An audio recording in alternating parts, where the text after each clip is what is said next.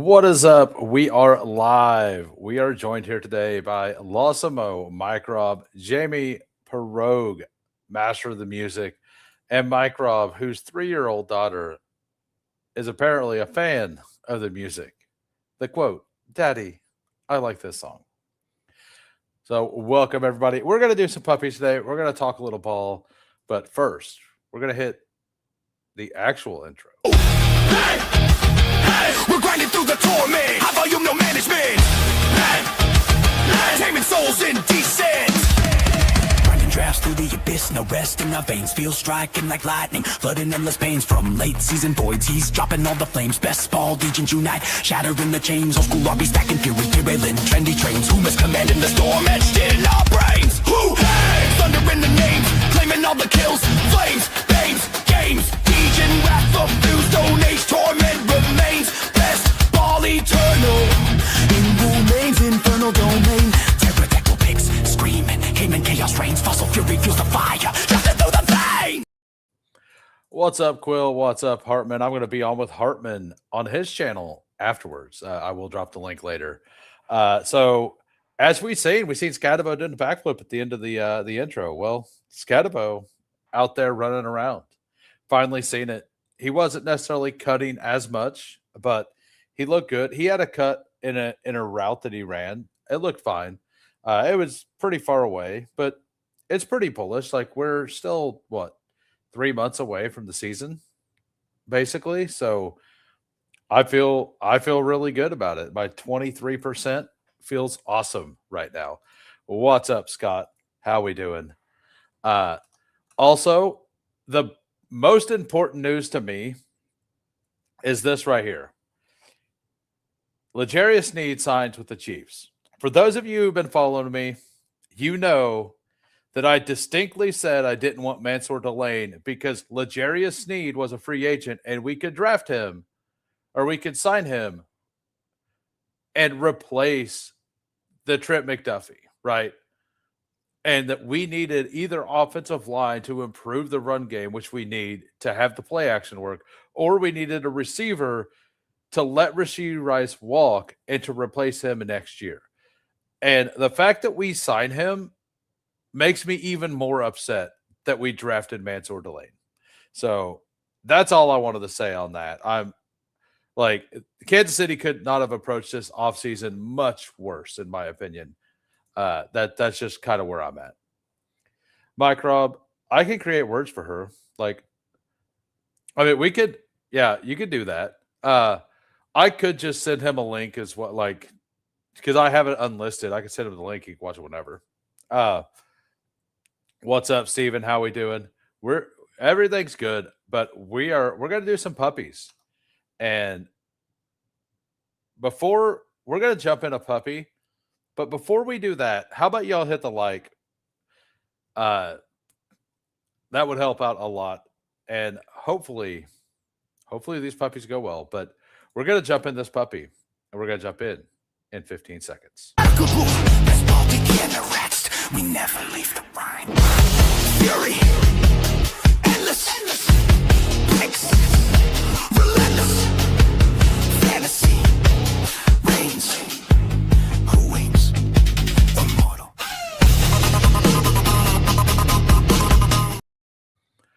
All right, we are waiting on zero. We are waiting on zero. Zero people and zero the guy. Neither were available. So we get the 102. We got Dak at the 3. We got Lawsimo at the 4. We got JT at the 9.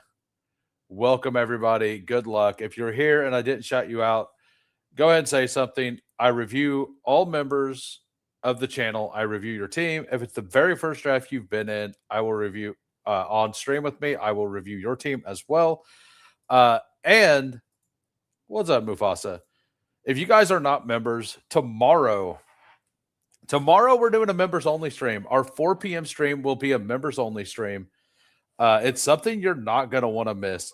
Gunnar Ross is making an appearance. Gunnar Ross rarely speaks on camera. So it's something you're going to want to hear. It's going to be 100% eliminator focused.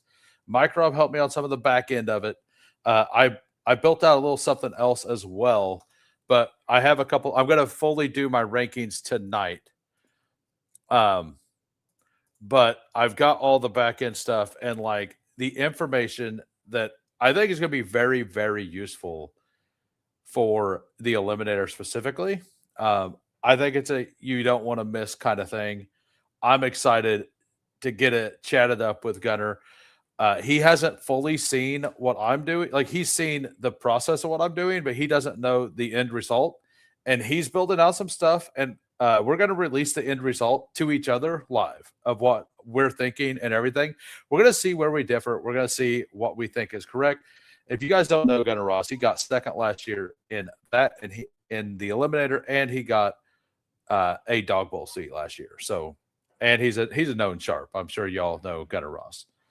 But let's get some background music on. And what's up? Money ain't a thing. How we doing? Let's go here. Whoa, hold up. My bad. I didn't turn the music down before I turned it on. I apologize. Boom. I usually remember the slider starts at 50 and I always have it at 20. So it probably blew up some speakers or something. Oh, yeah. What's up? By the way, if you want to do the thing you were talking about, just message me sometime. We could figure out a time to do that probably next week. I only have one thing scheduled for next week, so just let me know. I just kind of was letting you figure out what you wanted to do or if you wanted to do anything with it. But yeah, so we at the 102, we got Jahmyr Gibbs. I'm moving. I still like Bijan over Gibbs, but I'm going to move Gibbs to the 1 because I don't want less of either one of those players. And I think the market is definitely going to move Gibbs up there as well.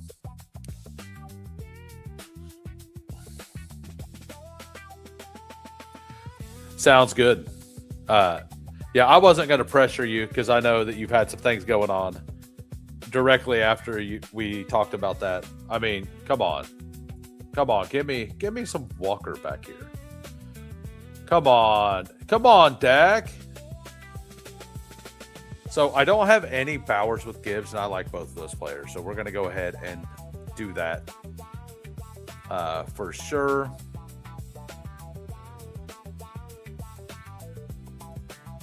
And we got Gibbs, we got Bowers.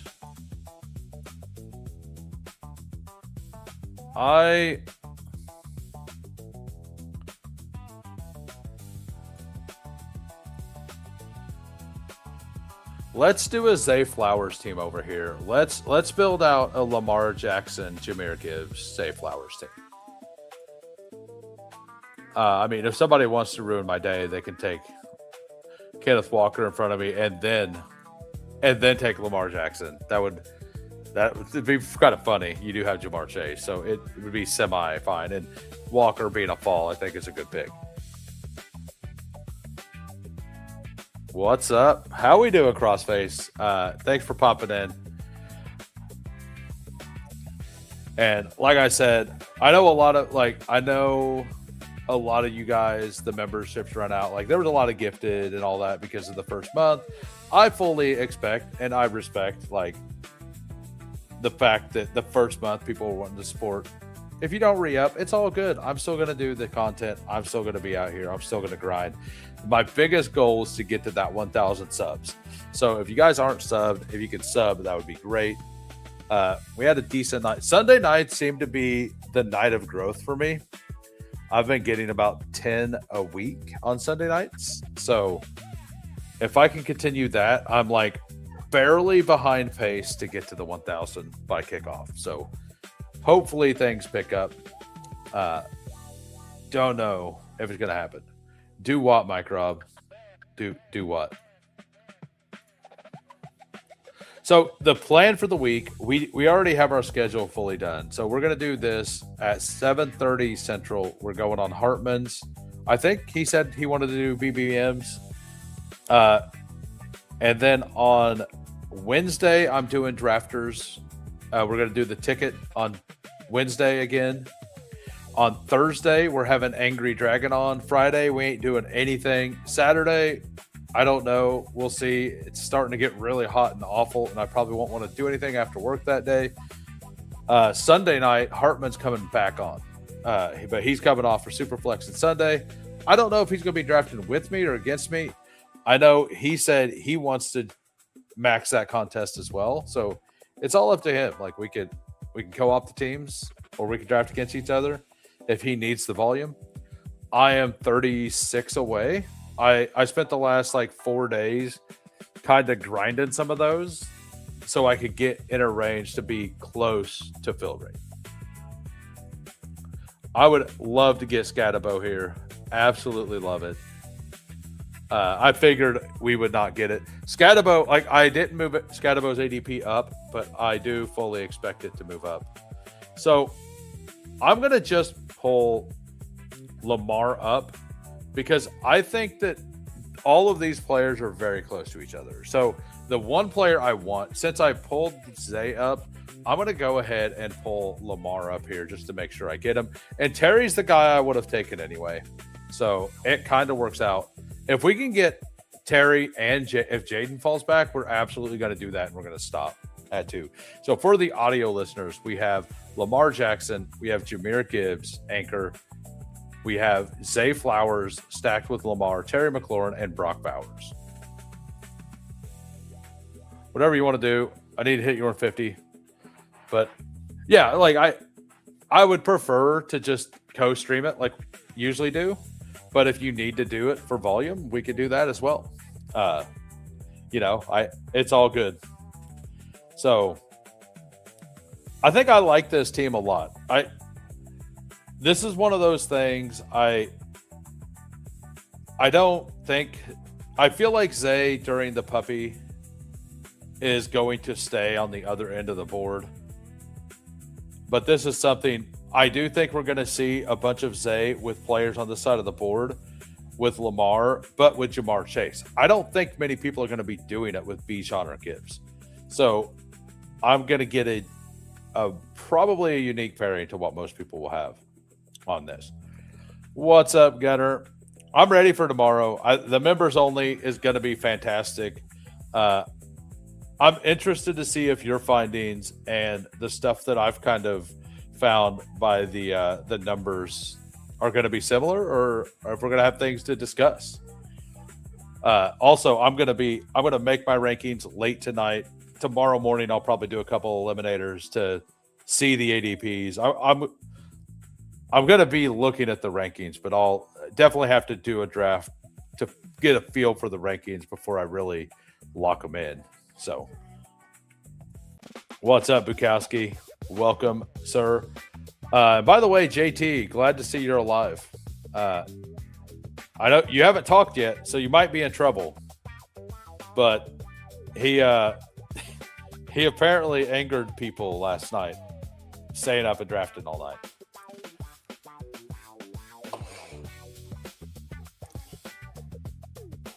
All right, so if Jaden comes back, we're going to take him.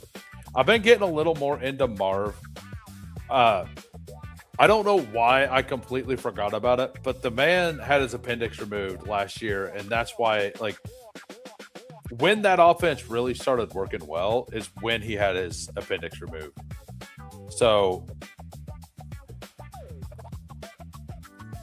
I don't really think that he didn't really get a chance to get into those situations, right? Into those good shit, like the when the offense was way behind in those big target games. Like he was either still recovering from the surgery, or he was not even playing, right? So I do think Ramondre, like, I have an absolute bag of Tony Pollard. The Chuba Hubbard news, we'll get to that here in a second. I'm going to respond to JT here. Let's just say this will be your one and only draft today. Love you, JT. Thanks for popping in. What's up, Frankie? JT, draft IO Manor. You're being held against your will. So, Chuba Hubbard. It came out that they're going to use Jonathan Brooks a little more like they used Rico Dowdle last year for the first several weeks. I take that as very negative to Chuba and very positive for Jonathan Brooks. Some people will take that Jonathan Brooks is going to have to prove that he's going to take the job over, which I do think can have some merit. It's a situation where both arguments are probably valid because we don't hear what's going on in those rooms, right? But in this situation, I don't have a lot of Chuba, but Chuba now has started going behind some of these other players I really like at cost, and I think he's a fine pick. He's also, I mean, there's still a solid chance that Jonathan Brooks just gets hurt again, right? And if that happens, Chuba is an absolute smash pick because we want the RB in that team for sure. Jonathan Brooks season, if his knee stays healthy. Yeah, that's kind of where I'm at with it. What's more realistic? Brooks lasting 3 weeks in the NFL healthy, or he takes... Well, I personally believe the latter. I think it's very likely that he stays healthy and takes the rollover. I remember it kind of sounded like originally something was weird with the surgery. Like the recovery was weird, like it wasn't done correctly or something. Maybe not. But they're just easing Jonathan Brooks in. Yeah, exactly. That's kind of the feel I got whenever I read that quote. So I don't have a lot of Harold Fannin. Question is do I want him on this team? I do. I do want him on this team. I'm okay doing this and stopping at these two. Going with or I could even add another tight end. Like, I think that's perfectly fine. Harold Fannin does have really big upside. So I don't mind that. And then I can take Blake Corum, get another running back in a high-powered offense. It does have a bye week 11, so that does kind of suck. But it makes me okay in week 6. So for the audio listeners here, we got a 1-3-3-2. We got Lamar. We got Jahmyr Gibbs. We got Ramondre. We got Blake Corum. Wide receivers, Zay Flowers stacked up with Lamar, Terry McLaurin, Marvin Harrison, Brock Bowers, and Harold Fannin. Bionic Brooks, some are saying. Chuba seems like a decent take your vegetable pick on Underdog. Maybe I'm not weighing his play last season enough. But he was, yeah, that's kind of where I'm at. I think they're going to use both either way. And I didn't love his price in the 6th round that much. And then the Tony Pollard thing, Tony Pollard escapes the draft, and before I thought they were going to take Jeremiah Love, I kind of liked Tony Pollard over Chuba in the first place. So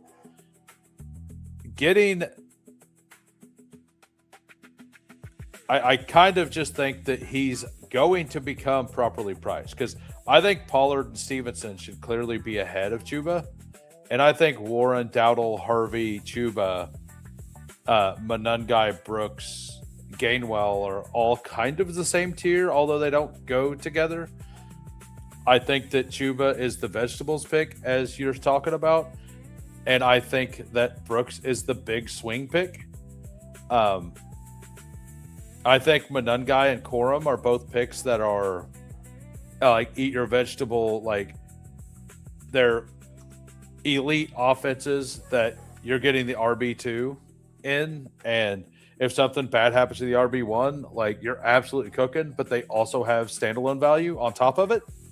So, like, I think that they're really solid picks, and I think that that's what Chuba could be.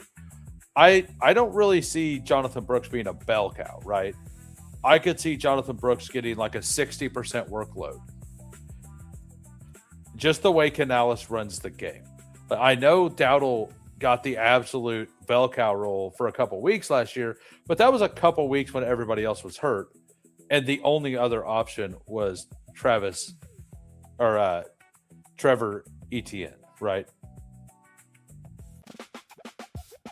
All right, so we're going to take the fall on Baker here. That's what we're going to do. We're going to go ahead and take the fall on Baker. Just get a quarterback too. This is a Lamar team. We're probably also going to just stack up the third tight end. We're going to try this heavy tight end thing here. Actually,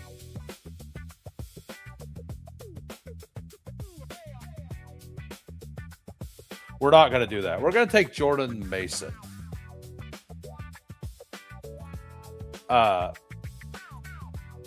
Don't take a lot of them. He is a solid pick, though.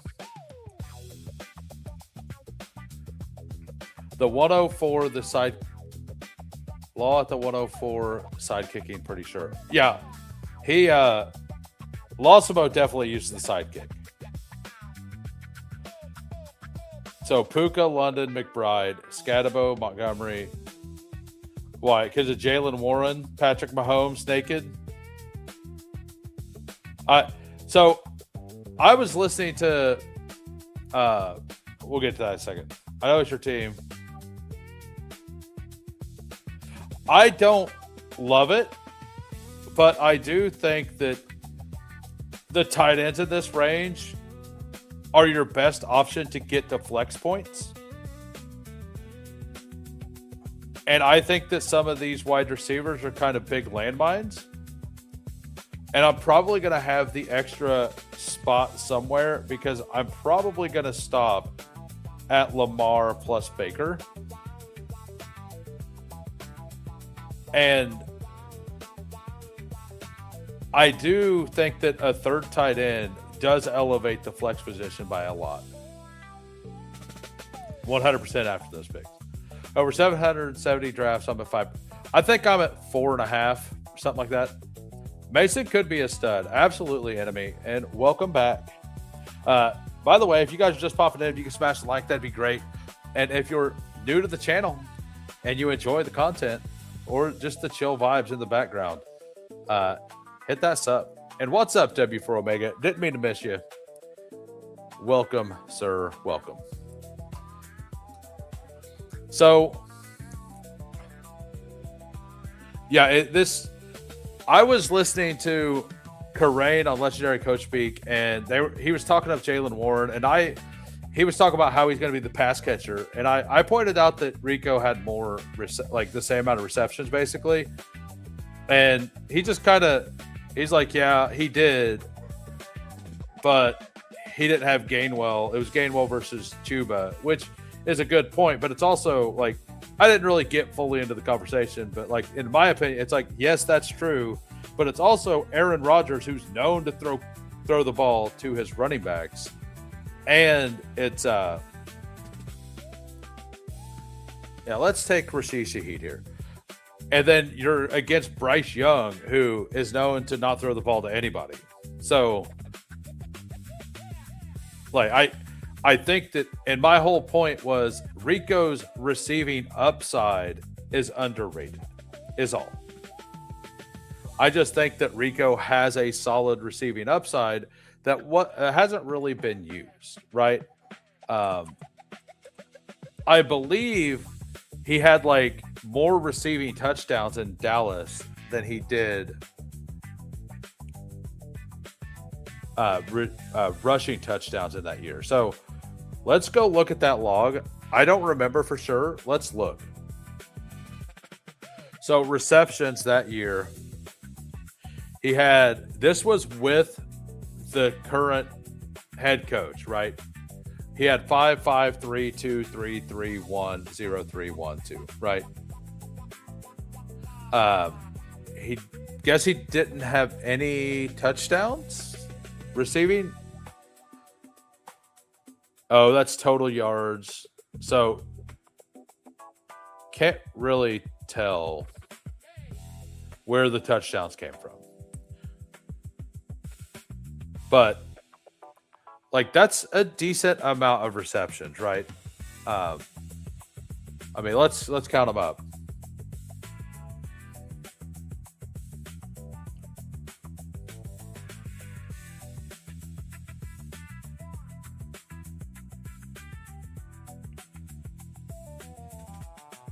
About 40.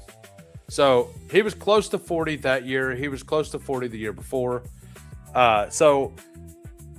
And Dak threw a bunch to the wide receivers that year. I just think that and this is right. Like Rico versus Warren will be so big this year. It feels like most people are picking a side instead of spreading the bet. And that's where I've been. But I don't want to be out on Jaylen Warren. Like I have been like fully out. Like I think I have 1.8% in pre-draft. But at that point, Dowdle was like 2 rounds cheaper. Dowdle's close to the same. I still have Dowdle 1 spot ahead of Warren. I don't want to be locked in there because I know that role is very, very big for fantasy football this year. And I want to mix it up more than that. I still have like 300 drafts to do on Underdog, so I could definitely spread it out. But I'm currently like 19% Dowdle and 2% Warren. And I think what I'm going to start doing is handcuffing that backfield a bit if I can manage it. Well, we weren't planning on going 3 quarterbacks. But I think we're going to go ahead and go 3 quarterbacks to get the Bowers thing. We got the bring back here. We don't have a bring back in the other games. So I think that kind of makes a lot of sense to go ahead and get Fernando Mendoza on this team. This is a push him to the end of the season kind of thing. And maybe he cooks in week, 15 or whatever, right? So we're going to go ahead and continue the bet on this offense. I know he doesn't catch many balls, but we're still betting on that offense as a whole. So we're going to take Sean Tucker. We're going to be done at running back there with Sean Tucker. How are we doing, Hallie? Welcome back. Hope you're having a great day. We're doing puppies all day today. Smash that like, says Game Tight. Running another one. I'll deposit. Yeah, do you have a Underdog account? Rico 39 catches, Warren 38 and 40. Yeah, so like I said, they're both similar receiving profiles, and one of the quarterbacks threw over 100 balls to running backs. Bryce Young did not throw 100 balls to running backs. So in my opinion, Rico has a chance to elevate that. It's just all I think. But the other thing is Jaylen Warren is actually very good in pass protection, which is something Aaron Rodgers is going to value because he really doesn't like getting hit. So, but yeah, if you guys are just popping in, if you can smash the like, that'd be great. Also, if you're new to the channel, hit that sub. At 1,000 subs, we're doing a 24-hour live stream. Also, we decided last night 741 subs because I've already did this. I used to do random number sub goals because the number doesn't matter. The fact that there's 0, who cares, right? So I do it because it's a funny bit to me. But 741 subs, I'm going to reveal the Who Hames lore, like where the name comes from, all of that. There is a video out there that kind of goes over it. I wasn't near as comfortable on camera then, so I'm going to assume I'm going to tell the story better. Might try to get a guest on for that, like a real life friend guest on for that. we'll see if we can work that out or not. But go ahead and that is a goal that we have.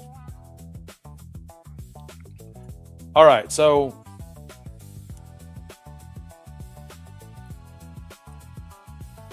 we could do that.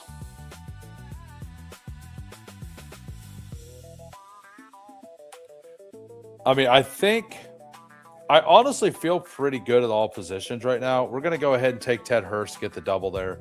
So we're pretty in on Tampa Bay. We don't have a bring back piece on the other side with the Rams. And all we really need is for Puka to kind of go off, but Jahmyr Gibbs to be the RB1 and absolutely smash that week, right? So if that happens, or if like Devontae Adams has several, like 2 touchdowns, but McLaurin outscores him, like we're probably pretty good too. I was going to debate a certain player, but we didn't have to. Let's go with Darnell Mooney here. And then with the last pick, we'll probably take Jacoby Lane. I've been trying to mix in a little bit of Jacoby Lane. Until Deebo Samuel signs, I'm not going to take Surratt because I do think that if Deebo goes to the Ravens, it's very, very bad news for Elijah Surratt. They only spent, I believe it was 4th round capital on him. Surratt is the player I much preferred to Jacoby Lane, but his skill set is much more similar to Deebo than Jacoby Lane's is. Of course, I have one already. I'm a best ball junkie who I just never seen you draft over here. Are you Divine Glory also? Becoming a best ball junkie has been a fun experience. It's also an expensive experience, Hallie. Don't let anybody fool you. We don't want Deebo, says DJ Quill. No more old receivers on my Ravens. What's up, UCF? That's a dog, not a jaguar. Come on. Yeah, we're out here vibing. And by the way, I'm going to continue to promote this. Tomorrow, we're doing a member-only stream with Gunnar Ross. It is going to be 100% Eliminator focused. So I've built something that, like Mike Robb did the back end, but I did basically put out a formula to figure out like what I believe is the best path and some of the best players to draft in Eliminator. And we're going to use that, and we're going to use Gunnar Ross's research. Gunnar Ross is putting in a bunch of projections as well, specifically for Eliminator. And the man did 7 of them last year and got 2nd place. So that's something you guys, if you plan on doing Eliminators, you probably won't want to miss that. Gunnar Ross. How often, like Gunnar's in the chat, how often have you been in a stream? Like, I know that you don't make appearances very often, if ever. So I'm very glad to have him on. I know that for sure. Yeah, you do. You have to be responsible. It is expensive, but fun. Yeah, you basically have to like stop drinking or something, right? Like whenever you start playing best ball, if you were a drinker or whatever, you kind of have to stop that or limit it to fund the best ball, because you're just replacing one crutch with another. All right, we got a 3-5-8-2 here. We got Lamar Jackson, Baker Mayfield, and Mendoza, Jahmyr Gibbs, Ramondre, Blake Corum, Jordan Mason, and Sean Tucker. Wide receivers, Zay Flowers stacked up, Terry McLaurin, Marvin Harrison for the bring back, Rashid Shaheed, Jalen McMillan, and Ted Hurst for the triple, Darnell Mooney, Jacoby Lane for the double, Brock Bowers for the solo stack, and Harold Fannin. It feels pretty strong for having Bowers plus Fannin, right?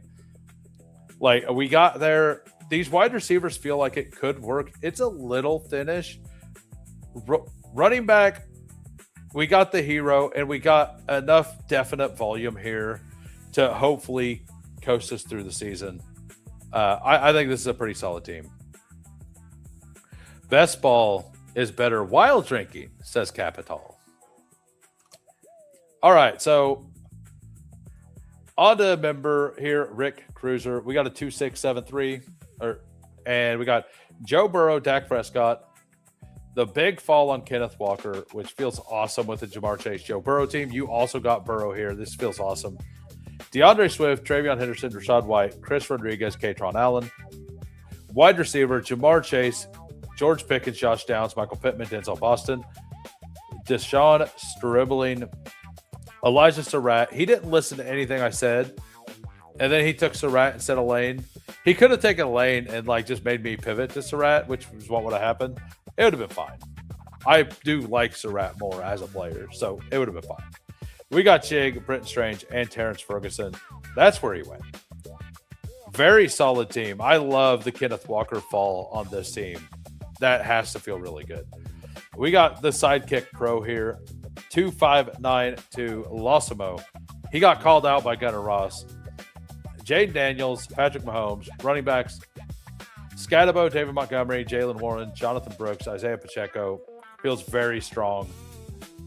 Wide receiver, Puka, London, Concepcion. So London fell a little in this. He used to go down here all the time. He's kind of moved up. Casey Concepcion, Dobbs, Omar Cooper, Debo Samuel, Jeremy Bernard, Calvin Ridley. I'm surprised it went 8 receivers with Puka London here. But you didn't take another till Concepcion. McBride and Stour. I'm really surprised it didn't go 7 and then 3 tight ends, because it does usually like to push 3 tight ends. So I think it's a really solid team. I'm just interested in why it did that. And then we got JT, who can only do 1 draft today. 2763. Caleb Williams, CJ Stroud, running backs, Ashton Genty, Rico Dowdle, J.K. Dobbins, Brian Robinson, Mike Washington, Jordan James, Samaje Perine. That feels solid enough. Hero Genty with Dowdle Dobbins to get you there, and then some 0 RB hits. Nico you pulled Nico up. I love this. Get unique with Nico Genty. T. Higgins, Roma Dunze, Chris Godwin, Xavier Worthy, Tank Dell, Colson Loveland, Mark Andrews, Dalton Schultz. So you got the big stack there, and then you got the little stack with Rome. And oh no, it's another double. So a very fun team there by JT. All right, we got Pacheco is not a sidekick pick. He did a bunch of IKB. Thinking it was because of all the okay. Got it. That makes a lot of sense. Did you go fully off of the did you go fully off of it or not?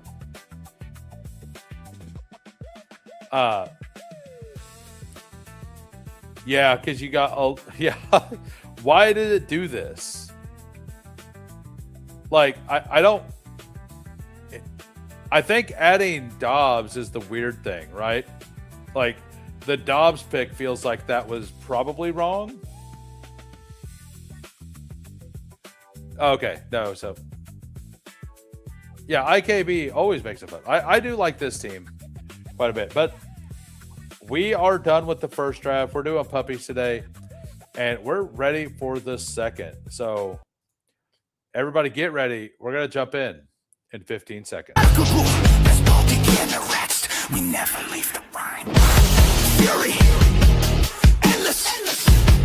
Picks. Relentless. Fantasy. Reigns. Who waits? Immortal.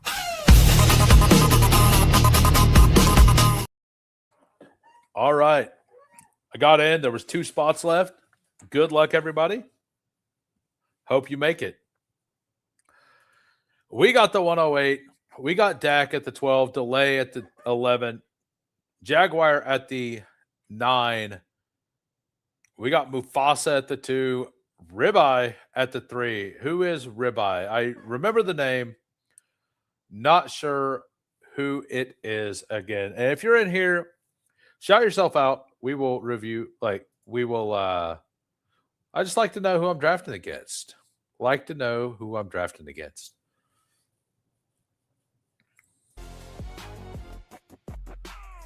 I am Ribeye. I knew I recognized it.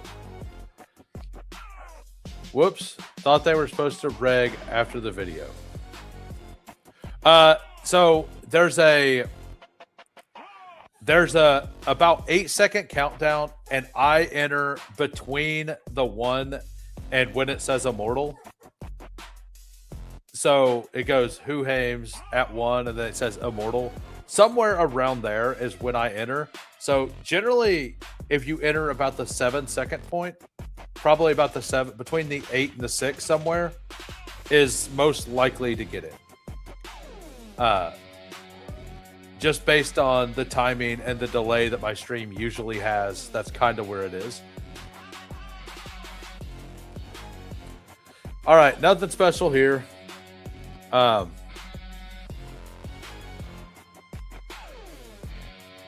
So definitely would like to get either one of these. Amon-Ra for sure. I love Amon-Ra this year. I love Ribeye. Yum. Thanks for the input, Lawsimo. I love Ribeye too. I probably need to go buy another whole ribeye and start and have a little cookout here pretty soon.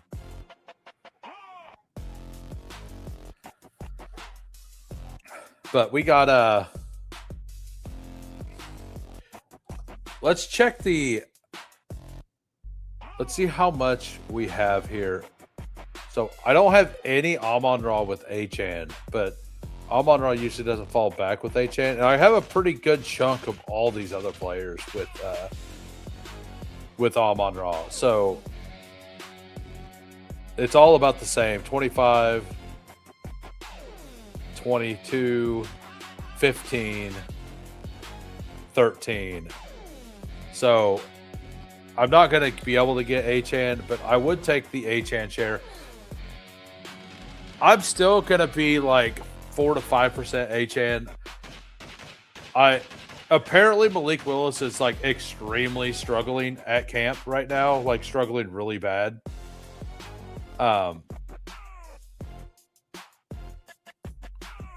Let's go with Chase Brown here.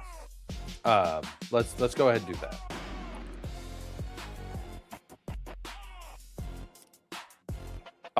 I do like Kenneth Walker, but I just have more shares of Kenneth Walker Amon-Ra than I do Chase Brown Amon-Ra. And I think all these running backs are pretty similar in this range.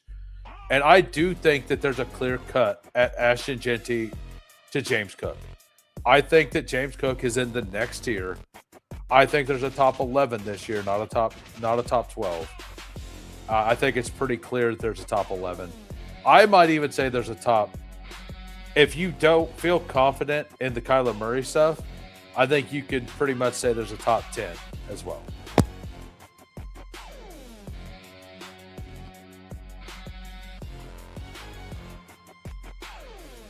I got a tomahawk waiting for later. Nothing better than a ribeye.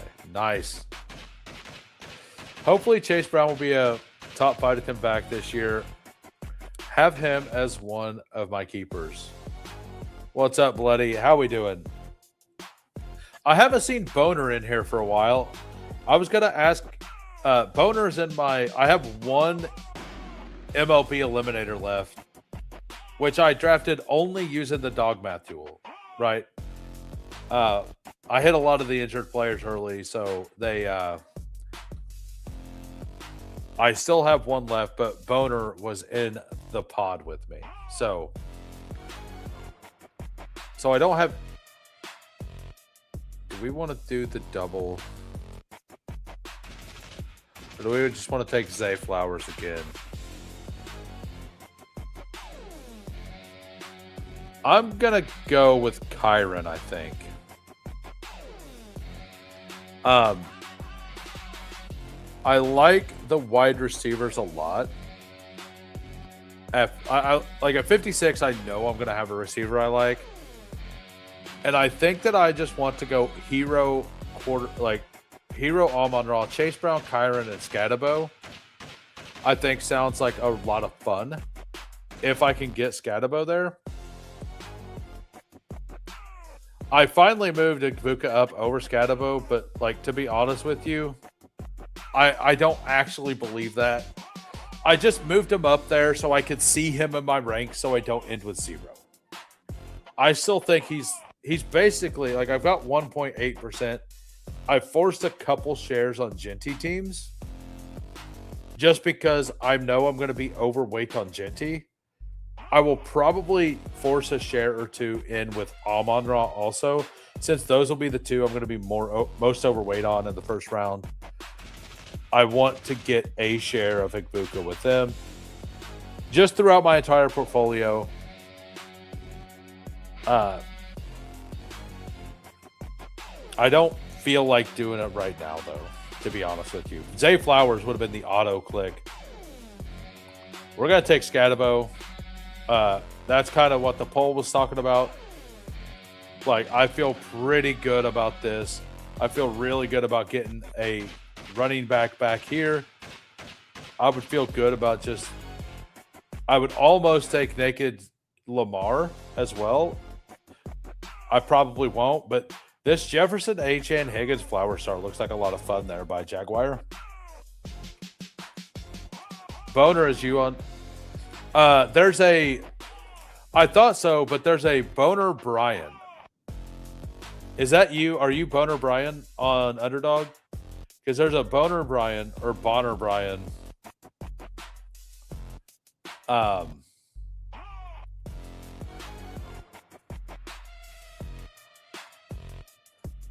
Who is in this pod with me. So I'm pretty sure whoever that is they were second in the 12-hour live stream of people getting into all the contests to win the competition.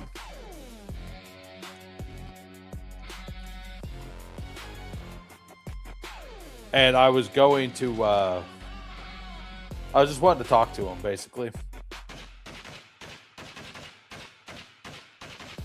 So Joe Burrow goes way ahead of ADP here. Sees Jaguar building this out. So he ends up taking Joe Burrow.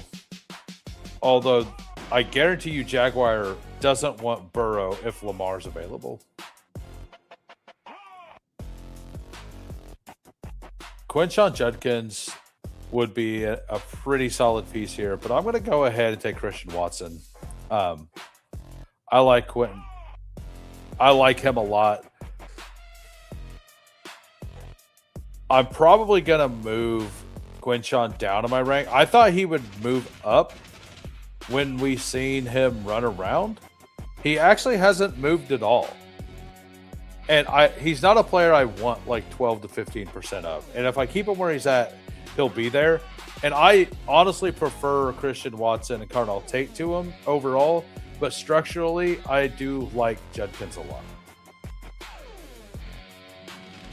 It's like Judkins versus David Montgomery to me is pretty close. And I go back and forth with Travion. Like, is he underpriced? Is he overpriced? Is he priced correctly? I kind of lean that he's like slightly overpriced. Like, looking at these receivers, I think I just want these receivers a lot of the time. So Bucky was still on the board. That's pretty sick. So I don't have very much Jadarian Price. Let's take a share here. Do I have any? I don't have any with Amon-Ra, but taking him here, I think that I can just stop at these four, right?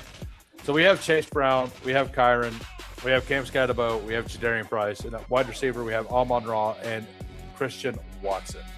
So we're gonna stop at those four RBs. I know I have double by week 11. So if Scadabo or Chase Brown is hurt week 11, we're going to lose at least 12 points or whatever, maybe 8. I don't know. But every other week, we're going to be very, very strong at RB. So hopefully hopefully we can dodge one of those two being injured on week 11. All right.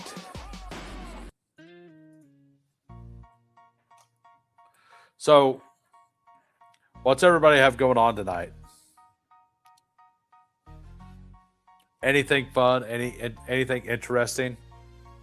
So I know I would love to get Tucker Kraft back for the double. If he doesn't come back, I'll probably build this double out. I feel like a double here. So by ADP, I should easily get either one of them. I'm having a hard time with Courtland Sutton. The one thing I am doing is I'm not taking Courtland Sutton and Pat Bryant on the same team. I'm like intentionally not doing that right now. So this is a big fall on Caleb Williams, though. So I'm kind of glad he went. I might have pulled that trigger. Just stacking up these week 11 buys. Like, look at us go. So we won't want Jaden Reed now. I think one of these two picks, like if Herbert comes back around, that's what we want. I would be fine with any of these. I'm perfectly fine taking Herbert and just backstacking him, taking a shot on. I mean, even if I don't have a stack with Herbert, I think he's pretty mispriced. I know some people believe that Mahomes is fully mispriced. I think Herbert is mispriced by more. I think Herbert ends up having a better chance to be quarterback one than Mahomes does for the season. That's just my own personal take. I have some worries about Kansas City's offensive line still. So, and I kind of went over those last night of the Superflex night.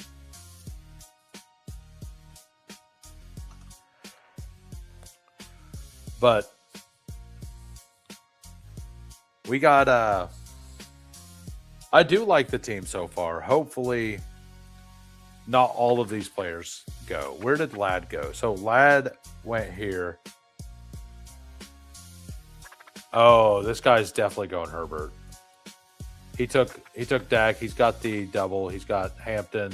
He did not go Herbert. So Jaguar are going to take the value from that side of the board again, because Jaguar is in like the perfect spot to get all the value in this draft. He's got Tootin pushed around. Yeah, like I don't blame him for that at all. We'll take Godwin. So this happened to me earlier on DraftKings. I did a DraftKings main, and I was at the 3-hole, and like the 4 and 5 had insane values the whole draft because the entire right side of the board was doing weird things. But every ADP faller got scooped up by the 4 and the 5-hole, and I got nothing. Not only did I get nothing, but my quarterback got sniped on the way back too, every time. So it was a very – I still built out a solid team, but it could have been elite. Yeah, exactly. McDaniel has good offenses, and their offensive line is going to be awesome. People also not putting enough weight into Mahomes rushing. Yep, exactly. Oh no, I didn't say you're. If I say the word snipe, I just meant I don't mean. I think that if I wanted Herbert, I should have taken him where I took Tucker Kraft. I have him ranked. I have him ranked higher. If I was to rank Herbert without putting ADP in, I would have Herbert ranked one spot behind Drake May. Like I would have him I have Drake May ranked at 64. I would have Herbert ranked at like 66, 67. So I am very, very heavy on Herbert, but my exposures don't show that. Because I'm trying to build out more teams, and I try to push Herbert because a lot of people don't like him as much. So that's kind of where we're at with it. So this sucks. Where did Jaden Reed go?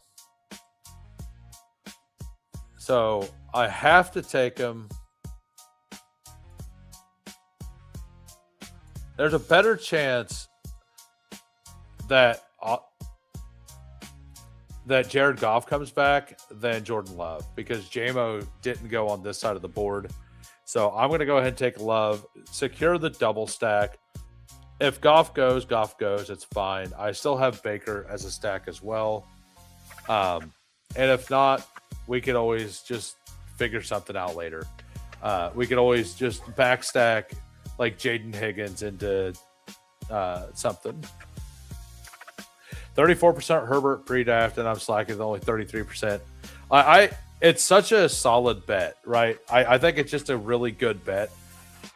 And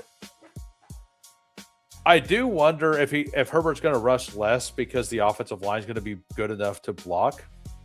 The thing is with his rushing last year, it was mostly big runs. It wasn't that he had like 8 runs a game. It's that he would take off for like a 23, 24 yarder almost every game. I continually bet his rushing over, and I eventually switched, and it hit a lot of weeks. I eventually switched to his longest rush, which hit almost every week. So we're going to get one of the two guys. We'll go ahead and take Jared Goff here. Yeah, we'll do that. So for the audio listeners, we got a 2-4-3-1. We got Jordan Love. We have Jared Goff, both stacked up. Chase Brown, Kyron Williams, Cam Scatabo, and Jadarian Price. I don't take much Price, but we got him on a team where we don't rely on him and add a value. Wide receiver, Amon-Ra, Christian Watson, Godwin, and tight end, Tucker Kraft. So we got a double stack with Jordan Love, and then we got Jared Goff and Amon-Ra. We might actually entertain Isaac Tesla here. What's up, Brett? How we doing? If you guys are just popping in, if you could smash a like, that'd be great. We almost got to 30 likes. Also, if you're new to the channel and you enjoy the content, go ahead and hit the sub. We are on a road to 1,000 subs. We'll do a 24-hour live stream at 1,000. Also, if you want to know what Who Hames means, at 741 subs, we've already did this. We've already went over it.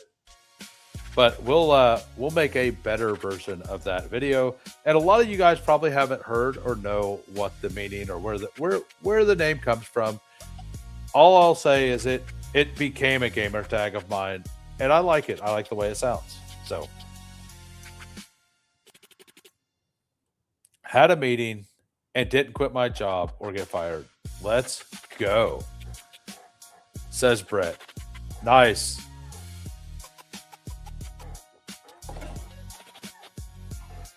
Having a job means more best ball drafts, right? All right, let's Jaden Higgins goes. I was kind of hoping he wouldn't. Wandale and Diggs are the clear bets here, in my opinion. For sure. I do think a team like this is the kind of team that Shakir makes sense on. But we're going to take Diggs for sure. When he signs, he's moving up, right? We all know this. Congratulations, Brett. May want to teach BBG about that, Brett, says Mike Robb. Exactly who. That's what I told my boss. Back to grinding the Superflex streets. I need 38 more, I think. I quit more jobs than anyone I know. I have a buddy who he went through 6 jobs a year for a 7-year stretch. It's like he would work multiple jobs and then be mad he was working all the time and then quit one of them. And then when he quit that one, he would add a second job and then quit the one that he had for the longest over and over again. It was quite hilarious. Just absolute lunacy. What are you doing, guy? What What are you doing? Yeah, let's take Travis Hunter here.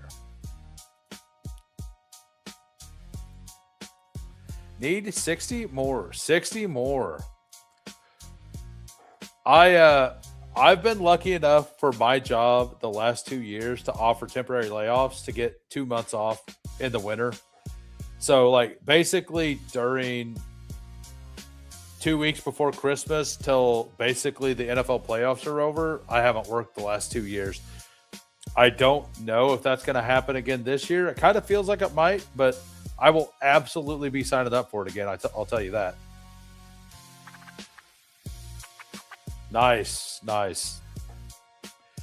I mean, I wouldn't expect to profit off of best ball every year. Even the sharpest people tell you it's more of a multiple year investment. But yeah, and by the way, once again, tomorrow's 4 p.m. show, we will be doing the 4 p.m. show, but it's going to be members only. So if you want some Who tomorrow, you got to become a member. We're going to do an eliminator. I'm not sure how long Brett, or how long, I don't know why I said Brett, probably because I'm reading his name. I'm not sure how long Gunner has. I'm good for a while. It'll be a discussion. I assume we'll do a draft after we discuss a bunch of things. It should be awesome. Gunner Ross makes very few appearances. So it is information I think you're all going to want.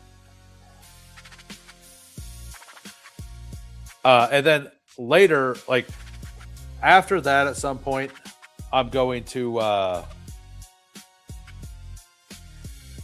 I will do a non-member stream, and I'm probably just going to go over to DraftKings and do some DraftKings stuff.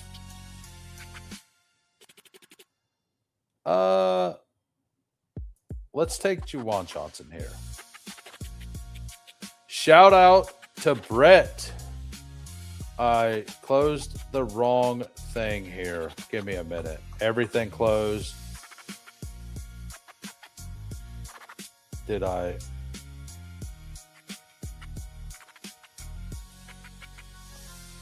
There we go. Click the wrong screen. What's up? Welcome. Who got it? It was FK Coolers. Welcome, Coolers. Hi. Welcome to the Who Crew. Now Coolers can watch. Very nice. Nobody's been more supportive than Brett to this channel. I absolutely appreciate it.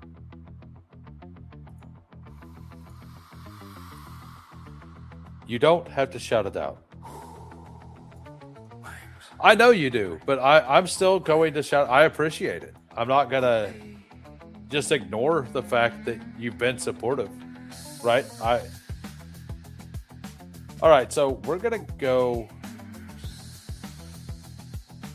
We're going to pull up Dalton Schultz here, I think.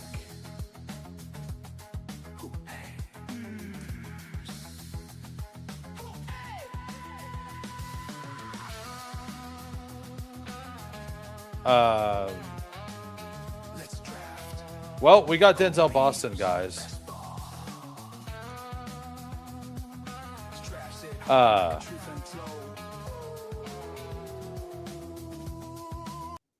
Well, we drafted Denzel Boston by autoing accidentally, so let's hit that clip.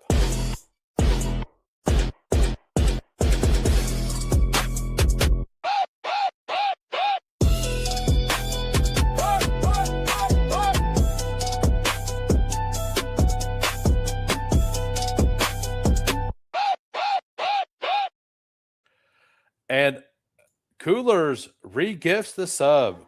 Thank you, Coolers. Thank you. Historical Anomalies, welcome. And Enemy of Credulity, also welcome. Welcome, both of you, to the Who Crew. Welcome to the Who Crew.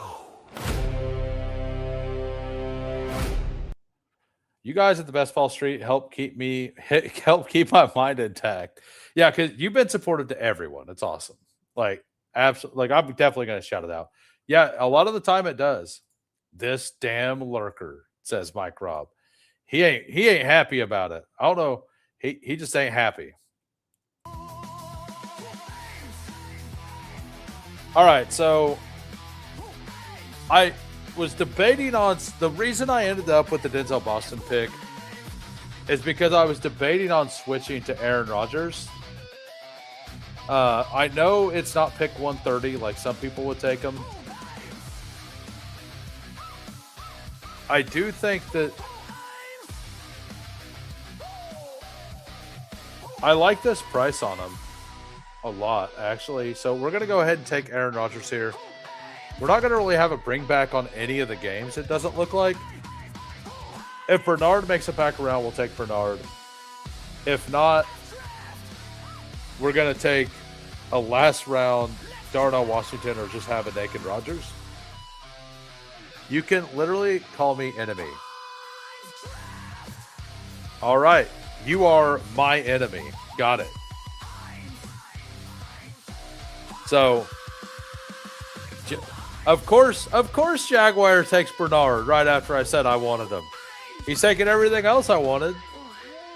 I mean, I'm going to love Jaguar's team. I know what he's got going on over there. It's a very solid, very fun team. I almost took Gadsden just as a mini FU back for having all the value, since you also took Herbert, who I like as well. He got sniped on Trey Harris, though. I assumed that he was going to backsack Trey Harris. I needed a wide receiver. Auto drafted Bichon at 7 in Superflex with JT. Tank Dell was my next pick. Like, I needed the bring back. Like, you're just messing with me now.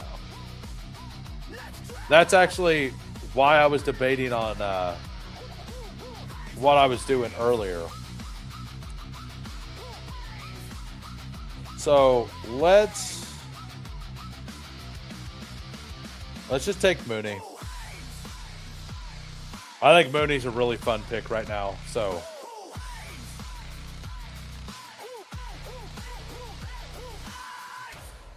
I don't love this team.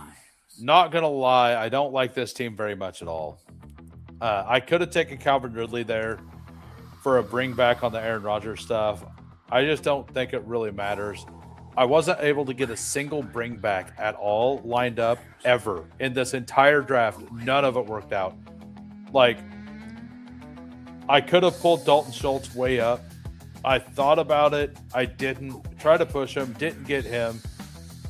I figured Tank Dell wasn't going to go in round, before round 17. He gets pulled up. Jaden Higgins goes way before ADP. I guess that's a round ADP for him. But I see him fall back all the time, which is one of the reasons why I was building out the big stack. So, not going to lie, I don't like my team at all. Every once in a while, you just draft a shitter. This feels like a shitter. Only because of the shitty contest that this puppy is with the 750 bullshit finals. Like, I'm going to continually talk about how bad this is and how awful this is, in my opinion. I absolutely hate it. The only reason I'm doing them is because I want the cheap content, essentially. That's it. Don't tell Meg you like Schultz. She almost tried to throw an armchair through the computer at Steve last night. Well, it was because there was there was still a guy on the board, right? We could take Pat Freiermuth, but we're going to do the Darnell Washington thing instead here.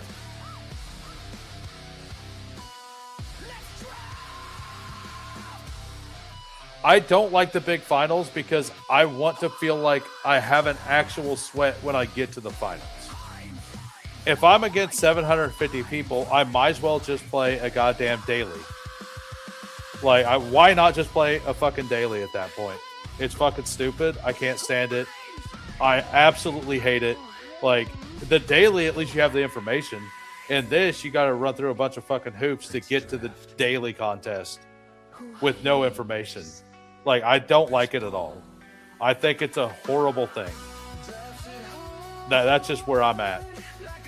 I don't like the whole 1 of 5 advance. Like the pit bull's fine because it's not 225,000 entrants.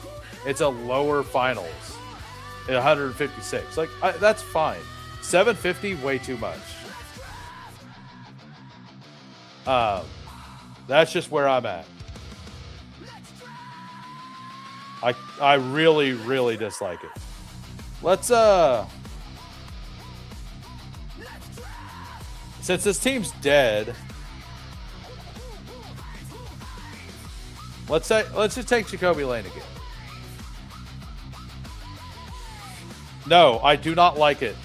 I don't want my finals bullets to basically feel like there's zero chance to win. I do not want my finals teams to be there with zero equity, like no real chance to win. I don't want a 0.075% chance to have anything happen for me, right? Like, I don't want that. If I get through the finals, if I get through the slog, I want it to at least feel like there's a chance. It's a little different whenever you're playing for $2 million and going against like 800 people. Like, that's different, much different than going against 750 for a $100,000 final. It is, but it's like 650 isn't great. Like I never said I love that.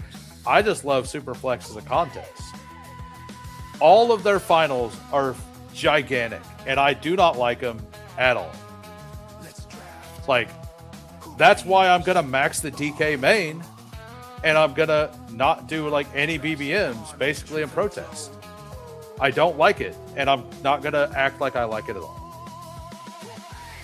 So, flat out avoid the big final pause. Like, I'm just doing, like, the only reason I'm doing any of the puppies is because it's good content. Like, it's good for content. It's good for the community. I like drafting with everybody. So, I'm fine doing them for content reasons. But I don't think I've done a let's look. We'll look after I do the reviews. So, then I'll look. I don't know if I've done more than like 2 puppies off stream. I'm only basically doing them on stream. So we got a 3-5-7-3 here.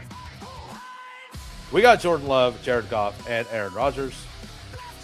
Running back, Chase Brown, Kyron Williams, Cam Skadovich, Darian Price, Ray Davis. Wide receiver, Amon-Ra, Christian Watson, Chris Godwin, Diggs, Travis Hunter, Denzel Boston, Darnell Mooney, Tucker Kraft, Juwan Johnson, and Darnell Washington. It's a fine team, but like with the most likely needed to bring back and getting basically sniped on all of those and having everything not work out like all the way through the draft, I feel like if this team gets to the finals, it's still dead with the 750 teams. Like I feel like if this team makes it to a finals, just because I have a team to the finals, like, doesn't necessarily mean I'm going to believe that team's going to be the number 1 team out of 750,000 people. And with the, like, I do like how 4th through 20th is a pretty flat exposure, like, number overall, right? So that does help quite a bit. Like, I do like that a lot. But I think you could do the same thing. You could have the same exact payout and just make this a 1 of 10 into 1 of 10 like last year was and have a much lower final. And then when you get to the finals, it's harder to get there. But when you get there, you feel like there's an actual sweat to get something. That's my take. All right, now to review the members. We got Mufasa, Knox. I also reviewed Losimo last draft. I didn't realize that. So most people's memberships have expired. So, and I haven't kept up on them. But Jordan is the next one. Everybody else's has expired, I believe. So we got Jordan's and Dak. We got a 2-6-7-3 here. We got Josh Allen and Tyler Shuck. Josh Allen starting to be at the 3-4 turn. That is kind of where I think he needs to go. We got Tyler Shuck. And then we got Ashton Genty, James Cook. That's a fun pairing. It's semi-common, but not uber common. Jonathan Brooks, Keaton Mitchell, Tajay Spears, Alvin Kamara, Garrett Wilson, DJ Moore, Jordan Tyson, Jaden Reed, Quentin Johnston, Zachariah Branch, Adonai Mitchell. Tight ends, Dalton Kincaid, Sadiq, Pat Fry. I like it. Let me, what time is it? I'm going to write something in here. 1:10.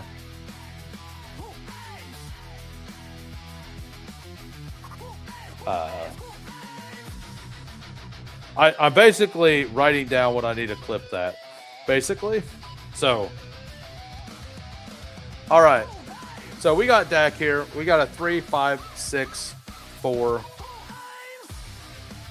We got Jaden Daniels, Jackson Dart, Kyler Murray. Running backs: Saquon Barkley, Derrick Henry, Chris Rodriguez, Woody Marks, Katron Allen. Wide receivers: Tedero McMillan, Malik Neighbors, Brian Thomas, Jordan Addison, Antonio Williams, Malachi Fields. Tight ends: Isaiah Likely, Jake Ferguson, Eli Sowers, and Mike Gesicki. Very solid team. The back stack here, you got the Brian Thomas bring back. That's a game that a lot of people are very into. Don't love my team. The draft was a grind. It was a. I think that for 200K entrants, like, I think what they were doing last year was perfectly fine. The 1 of 10, 1 of 10. Did I get one to the finals in those tournaments? No. But I also am okay with it because I want to have a real sweat whenever I get there. Like, I got to the Poodle, which is 310, and I barely felt like there was a sweat at any point there as well. Like, it's like, okay, I'm here. There's a chance at 40K, but it's a 0.03% or whatever. Like, does that really move? Like, the chance to really get something? Not really. Like, I like stuff like the Pitbull. That's what I like. And if I'm gonna chase an insane godlike run in a finals, like, I'm just gonna max the DK Mill League because there's 3 chances in a million. So if all these contests are gonna move in this direction, I'm doing a bunch of these for the for content. And I do actually really like the payout structure being what it is, but you can use the same exact payout structure and not have the 1 of 5. You can just remove the 1 of 5, keep the same payout structure, which is great. And then you have a better chance to get there. Like, you have a worse chance to get to the finals, but when you get there, you feel way more alive. That's what I want. All right, anyway, we're done with that. So we're going to join another puppy since we just complained about it for a bit. I did say I was going to look that up. Let's look at the Puppy 2. So I've done 3 of them off stream. I've done 3 puppies off stream out of 16. So, and that was like day 1 of it. So, all right. So we're going to wait the 30 seconds, apparently. You got to get your phone ready. And by the way, I'll take this moment. If you guys have liked the show so far, if you liked me ranting there for a minute, go ahead and hit the like. Also, go ahead and hit the sub button. I go live every Monday through Thursday, 4 p.m. Central. Tomorrow will be members only. I also go live Sunday nights, 6:30 p.m. Central for Super Flex and Sunday. If you like Super Flex content, this is the place to be. But, all right, I waited a little bit. Hopefully you are ready. But we're going to jump in the puppy, and we're going to jump in 15 seconds. we never leave the grind. Fury, endless, breaks, relentless, fantasy, reigns, who waits, immortal.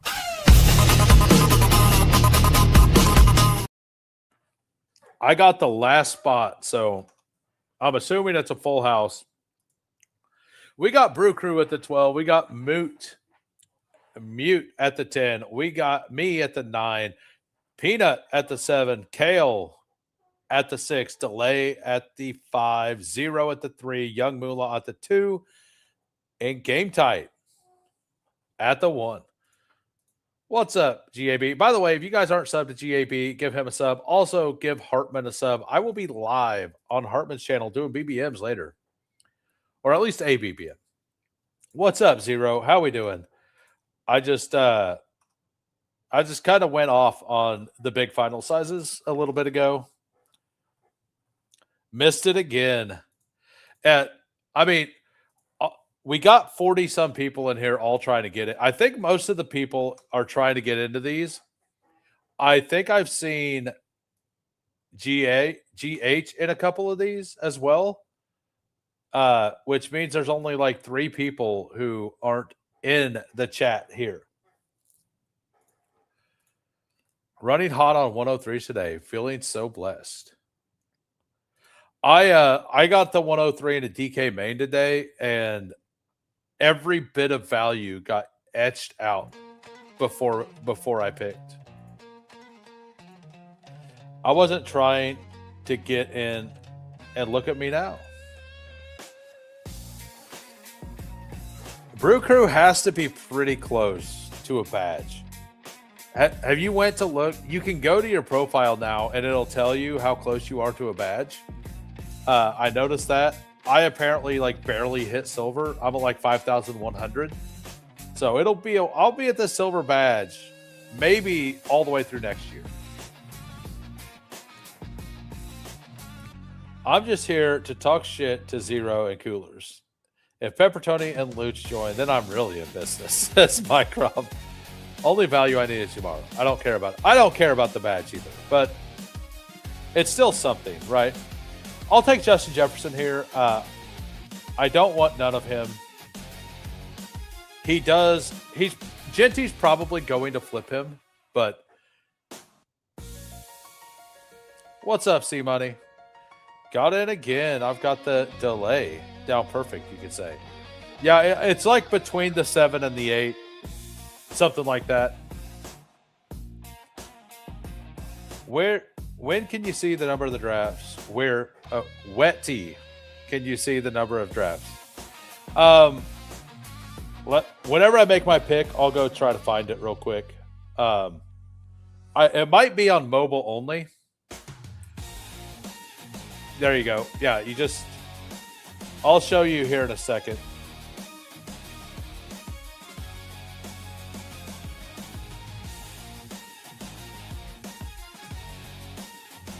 All right, yeah, let's we're going to take Kenneth Walker here. So, if you go to your profile up here,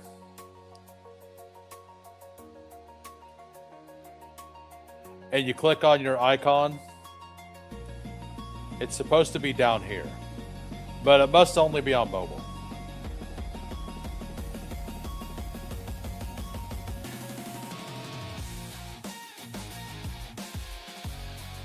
So, yeah, it's only on mobile.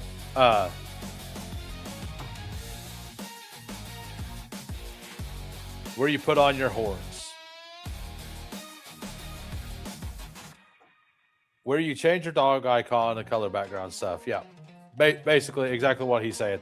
I'm like 800 away from gold. Nice, Gunner. Very nice. I never did an Underdog Bestball draft until the UDFA. Okay, so you'll have one. I get a feeling, Brett, that you're going to get 500 in by the end of the summer. I was doing like 100 to 150 dailies a week last year. So I got like I probably got like 1,500 or so doing that. A couple weeks I only did like 40 or 50, but I had a bunch of weeks I did a whole bunch of them. I wasn't even maxing the contest. Like I did a lot of the 20 max, and I would do like 75-ish Wildcats a week, which is the $3 150 max. I never won it. I was in first for an entire day until the Rams and Michael Wilson, until the Rams let Michael Wilson score 2 touchdowns in the second half. I was way up on everybody, and then I ended up in like 95th place at the end of that. I won an Engage 8. I got 6th in a Wildcat. I got a couple top 100 finishes as well. But we'll see what happens this year. I do want to do it, but we'll see how it goes. Did the Rams let him, or did he assert himself, brother? I believe most of Michael Wilson's stats are fake because they were so far behind in all those games, because they kept getting basically they were so far behind because Jacoby would throw a pick 6 or somebody would fumble the ball. They'd get 3 scores behind by halftime. I don't think those other defenses were honestly putting 100% effort in, because the game wasn't really in any spot where it could go bad for the team to lose. So I honestly think that he was facing light coverage all the time. I'm not saying he didn't play good. They were also down to practice squad running backs, and MHA wasn't even on the field. And Jacoby Brissett just hyper targeted him and McBride. And I was very in on McBride in a lot of those weeks because of that. I was also in on the Michael Wilson that week. The team I had that was first, I didn't have the right combination. Basically, I was in on him. I just didn't end up getting there. Right. How did the dailies go? Overall, I don't know what I finished over under on it. I don't know the exact number, but I know I entered week 1. I entered week 1 with $350, and I ended up with $4,000 to $5,000 in my account at the end of it. So, and then on top of that, I got my best ball payouts later, and that's where my balance is. No Renegade McBride slot all year. Yeah, and like Cooler said, it's just really tough to evaluate. And that's why, last year I was very, very bullish on them, on the Cardinals. But I think that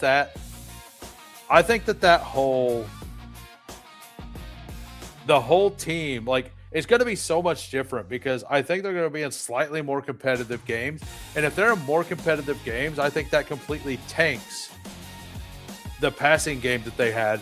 And if the defenses they're playing against are playing with more on the line because the games are closer, I think that's really bad for the Cardinals overall. Oh, you had to update the app. Got it. So many things went Michael Wilson's way last year, from game script to coaching, staff play, calling injuries, etc. I'm out, says Chris. Welcome, Chris. How are we doing, Big Draft Energy? An absolute Scatabo hater out here. How we doing? Long way away from bronze, says Quill. Long way. So,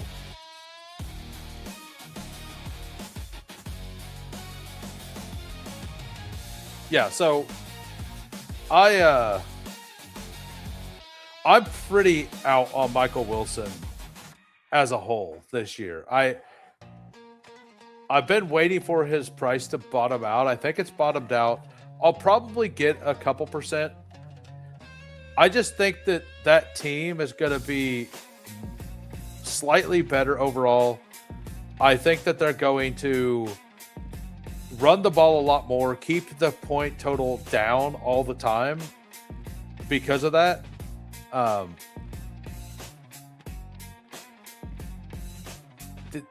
So I'm having a hard time seeing anything, and like looking at the game total stuff for the entire year for the team, and knowing that in the fantasy playoffs, like even if they're cooking all season, like knowing that it's going to probably be Carson Beck in the fantasy playoffs can't feel good.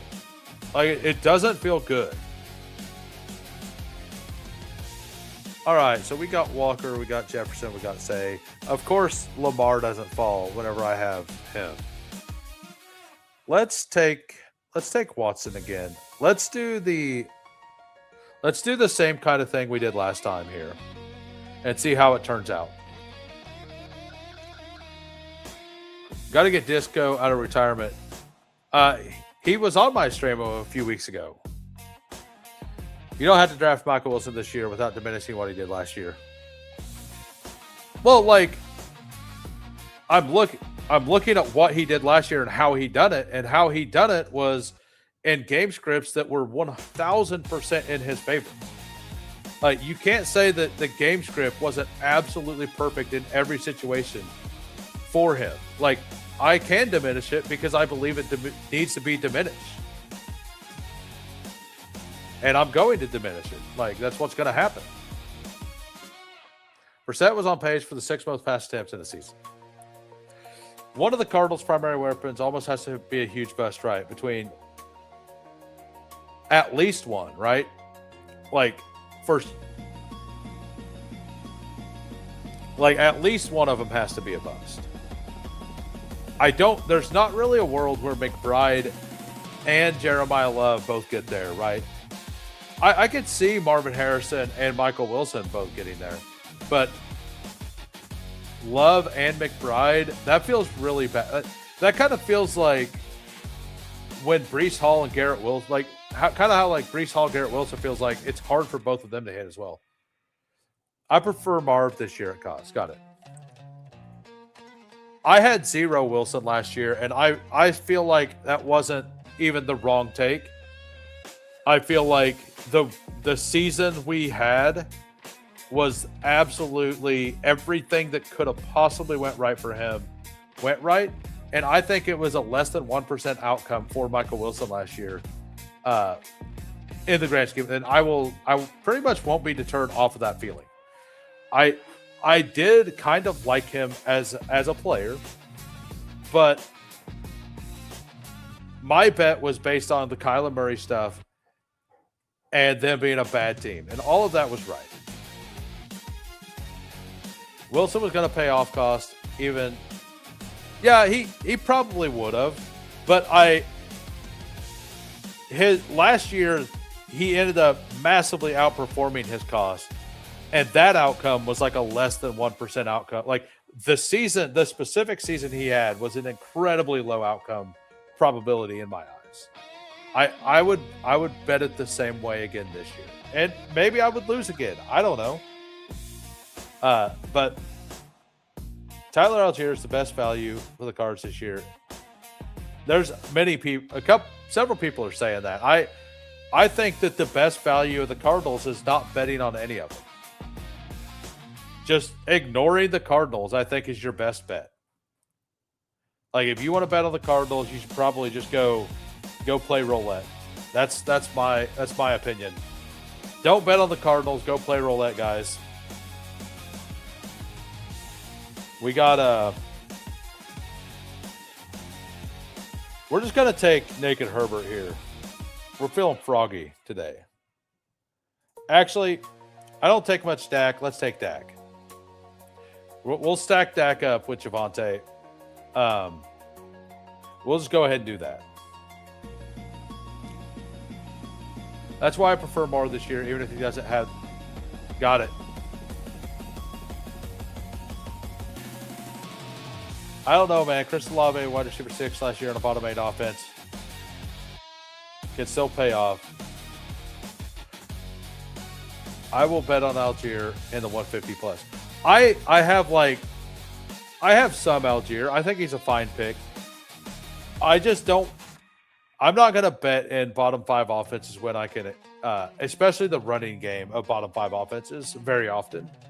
I don't think those are very good bets. All right, so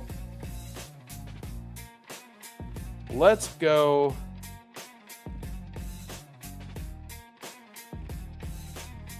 Do we want to do that?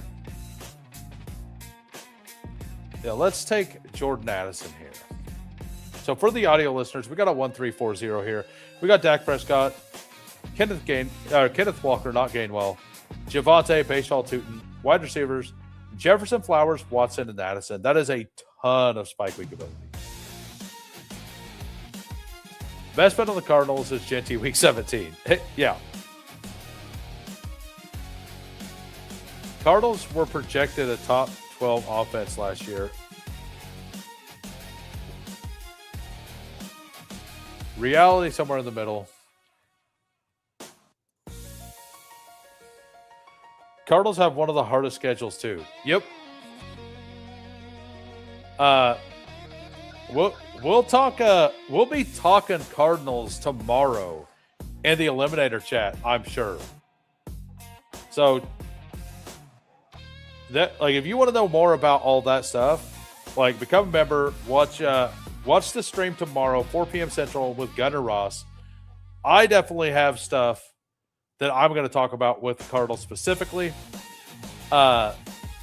including like game totals, team totals, stuff like that, schedule difficulty, and if we should be targeting, what teams we should be targeting, all that stuff. Cardinals will definitely be brought up. So if you guys want to see Gunnar Ross tomorrow, become a member. I don't think you're going to regret it. We're going to have a full show, specifically on Eliminator. It's going to be good stuff.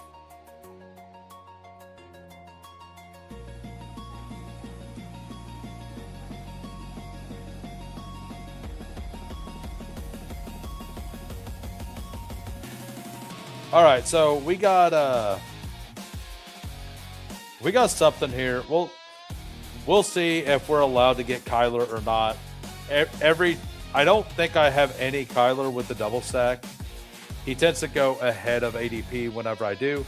And by the way, if you guys are enjoying this content, if you're enjoying this discussion we're having, go ahead and hit the sub if you're not subbed. I'm kind of in like an argumentative mood today, so it's not always this spicy, but it gets there sometimes. But we're on a road to 1,000 subs. We're going to do a 24-hour live stream whenever that happens. Also, at 741 subs, we decided last night we're going to revisit the origin of the name Who Hates. So if you guys want to know where the name comes from, all you got to do is sub. All right, so we do get the Kyler Murray double stack back. Feels good.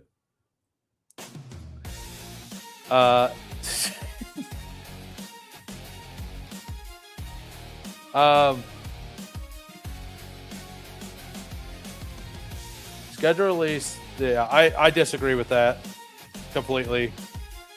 Want to take Wilson for the bit. I almost pulled him up for the bit. I was here for the original story. Yes, you were. I assume that my delivery will be better this time. I feel like my delivery was kind of lackluster the last time. So I'm hoping that this time it is a little better. We'll go Casey Concepcion here. Let me know, Chris. Did you like the story or not? Do you think it's like a fun little story? I think it's a fun little story. Sorry, Boogs. I drafted Golden again, says Brett.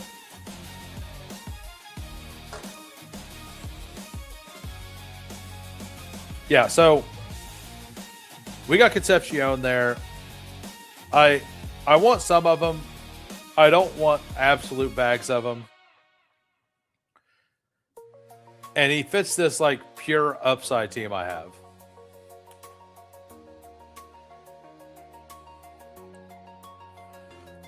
So I think I might we only got 35 likes, so I'm probably not going to do another draft unless those numbers get way up. So if those numbers get way up, we will do a fourth puppy. Actually, the fourth draft will be a super flex. The fourth draft will be a super flex. So if y'all want a super flex, figure it out. I also just like hearing people. Okay, I'm glad you enjoyed it. Schedule matters, in my opinion, especially if we're talking eliminator. Yeah, like in the eliminator, it's to me, it's a big part of it, right? So I think overall in fantasy, get in there. Like. So can do Superflex. Bad football teams still have to score, though. I mean, they do, but they do score, but they score a lot less. And the problem with the Cardinals is they're projected to be a much worse offense this year. And their pieces are way more expensive, right? Overall, all of their pieces are just way more expensive. And they're projected to be a much worse offense. So, what do you think, Cards? Do you think that the Cardinals are a good bet right now or not? I won't draft you so you can get a good team. Yeah, Charles absolutely bodied me in a DK Millie earlier. He all of the value. There was crazy value coming from the right side of the board. And he was in the 5 hole. I was in the 3 hole. The 5 and the 4 took every bit of value. Also, the 4 hole sniped my quarterback.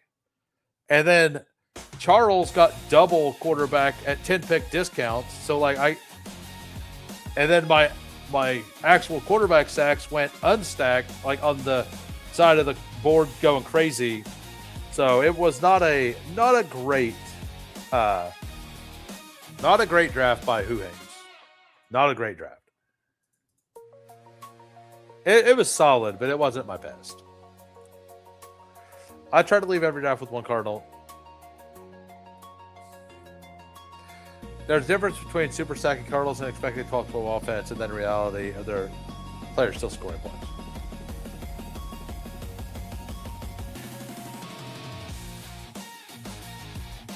All right. So are you out on the Lions then? If this is your take, are you out on the Lions? Let us know. Let's take Dallas Goedert.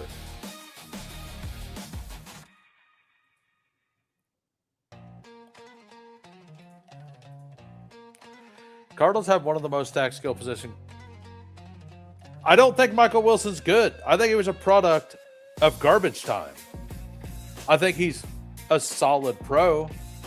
Like, Michael Wilson is solid. He's not great. He's not like a stacked skill position guy. They also they don't have a great O-line. We don't know. I know that you're really big on this LaFleur guy, but what have we seen about him? When has he been successful, right? So I'm going to lean into the team that's going to have Jacoby Brissett starting. Jacoby Brissett. And then Carson Beck down the stretch. Like, I'm going to lean into that team not being a good underdog best ball team. That's what I'm going to lean into. Oh, so, okay. Jonathan Gannon is not a good leader with 0 scheme takes, where Dan Campbell will literally put... What's up? How we doing, Nice and Blunt? Welcome. Michael Wilson wishes he was Shawan Jennings. Love Marv McBride. And I do think that Marv and McBride are great players. I don't see the offense being near the same this year. I think that when teams are... If they're playing slightly more competitive games, if they're not playing competitive games, they may just be in garbage time by quarter 3 again, and it may look fine. And with all this being said, like, let me go to my Underdog page. I'm not like fully out on the cards, but I'm just underweight on all of them, right? I have like no Michael Wilson and McBride, but the other three I'm okay with. I'm like fully out on Brissett on Underdog. And James Conner, I'm actually taking more of, but that's more because I think he may not be on that team.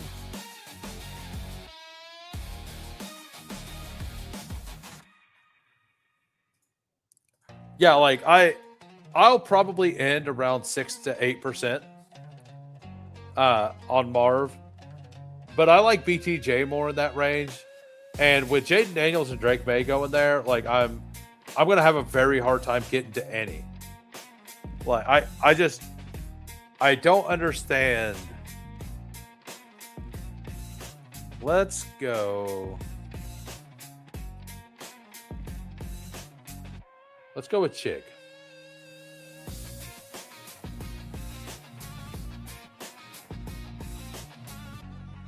Yeah, the McBride price to me, like I would almost rather have Loveland straight up. So yeah, that's the thing. I kind of want them to be followers. I think Michael Wilson, I've got a few shares of Michael Wilson at like 94. If Michael Wilson was at pick 94, I would have like 4 to 5% exposure, but he's not. He's at 80. Marvin Harrison, I think, is close to right, but I think he needs to be at the 6-7 turn, right? Not where he's going. Yeah, so let's take our third tight end here. So for the audio listeners, we got a 2-4-5-3. We got Dak Prescott, we got Kyler Murray. Running backs, we got Kenneth Walker, Javonte Williams, Basal Tootin, Tyrone Tracy. Wide receivers, Jefferson, Flowers, Watson, Jordan Addison, Casey Concepcion, Dallas Goedert, Chikakonkwo, and Kenyon Sadiq. Week 17 bring back there. So at least we have something going for us in week 17 in this sillily large finals in the puppy. Marv is not a fun click at all. Wilson is cheap enough where he won't kill your team. Like, yeah, I get that. Like, and I don't love the players that go around Wilson as much, but I still think he needs to be closer to like Michael Pittman. Like, it heads up, I like Michael Pittman and a Josh Downs over Michael Wilson. And to me, it's like pretty clearly those two. So I have a really hard time getting to Michael Wilson. I think the Cardinals are going to score at least like 7 or 8 touchdowns less than those other teams as well. Went with the almighty 4 quarterbacks. Love this price. Yeah, so well, Pittman should be ahead of Parker Washington. Yeah, so but like if we're drafting a player in that range, why are we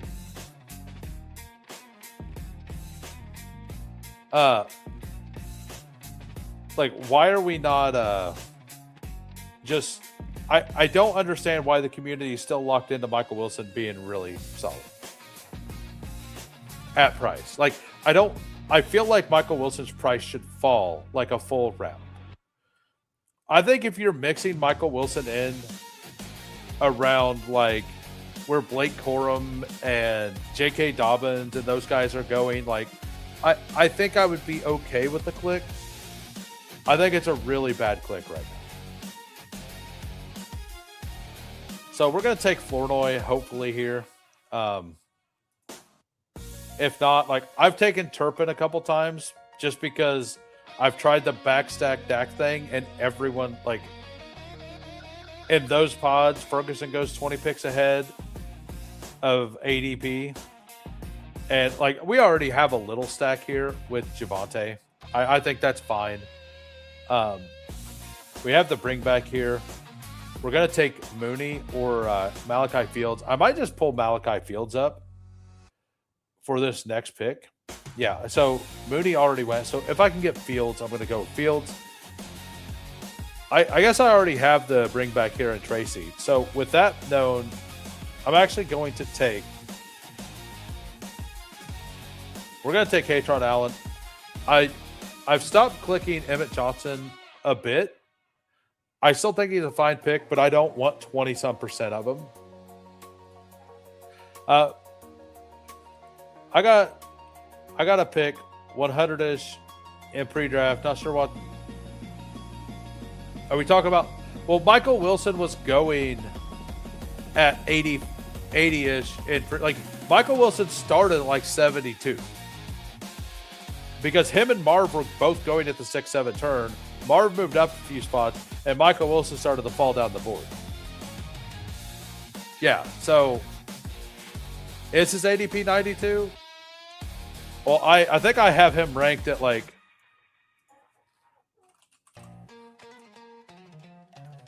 I have him ranked at 101, which is exactly where I've been talking about, like around Blake Corum, those guys. So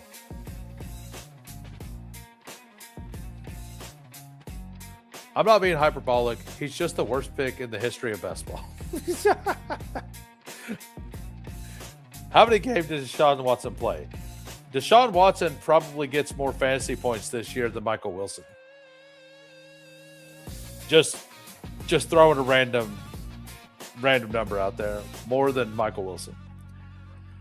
20 games on the road to the Super Bowl. 20 games on the road to the Super Bowl.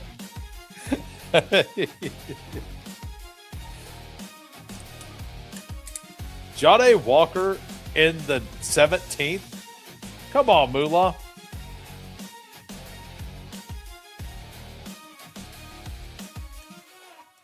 That's one.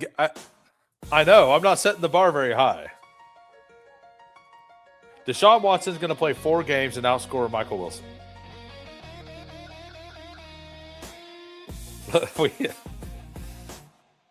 All right. If Fields makes it back around, we're going to take Fields.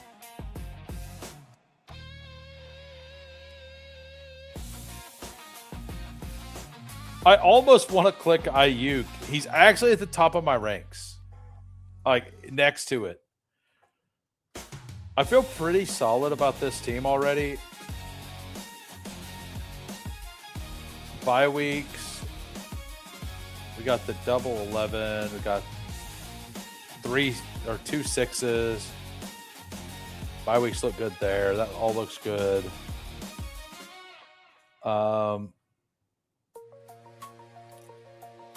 Torrey Horton would make sense here.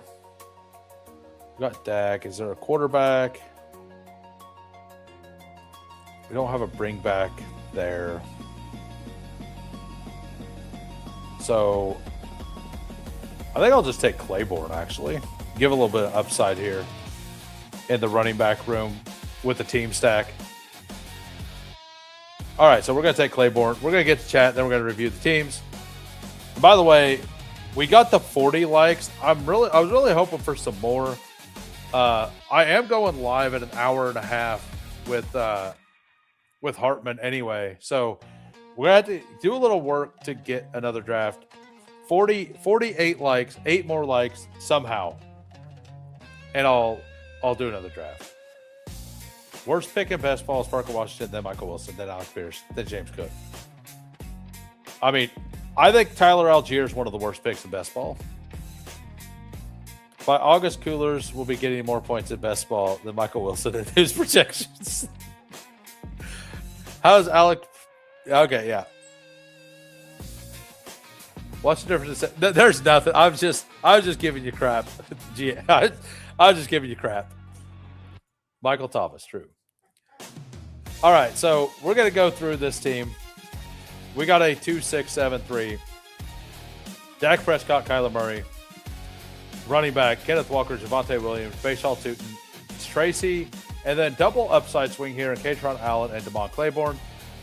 I think it's a really solid running back room. I probably didn't need the 6th, but I kind of had a free pick on this team.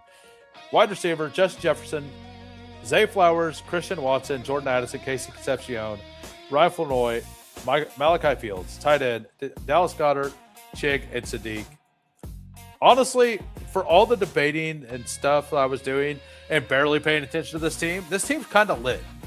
I ain't gonna lie, this team's kind of lit for as little as I was paying attention to the actual draft. I kind of love this team. Some people are passionate about anti-Wilson. I'm passionate about Pierce. Daniel Jones isn't even the best quarterback in Indy. Riley is a dog. All right, so we got a 3-5-7-3. Jalen Hurts, Jared Goff, CJ Stroud. By game type, you got Jahmyr Gibbs, Jeremiah Love, Woody Marks, Tyler Algier, Brian Robinson, Nico Collins, Terry McLaurin, Jamison Williams, Mekhi Lemon, and Jaden Higgins, and Dontavian Wicks, Jalen Noel, Laporta, Schultz, and Stowers. So you got 3 giant triple stacks there. Gibbs, Jeremiah Love, that's a good double anchor. I'm not like zeroing Jeremiah Love. I am being cautious, and the one thing I'm not going to do is take Jeremiah Love with Trey McBride on any team. I think that the possibility of both of them hitting is so criminally low. I think it's as criminally low as Michael Wilson actually becoming one of the best ball picks last year was. Just spitballing out here. So I like this team though.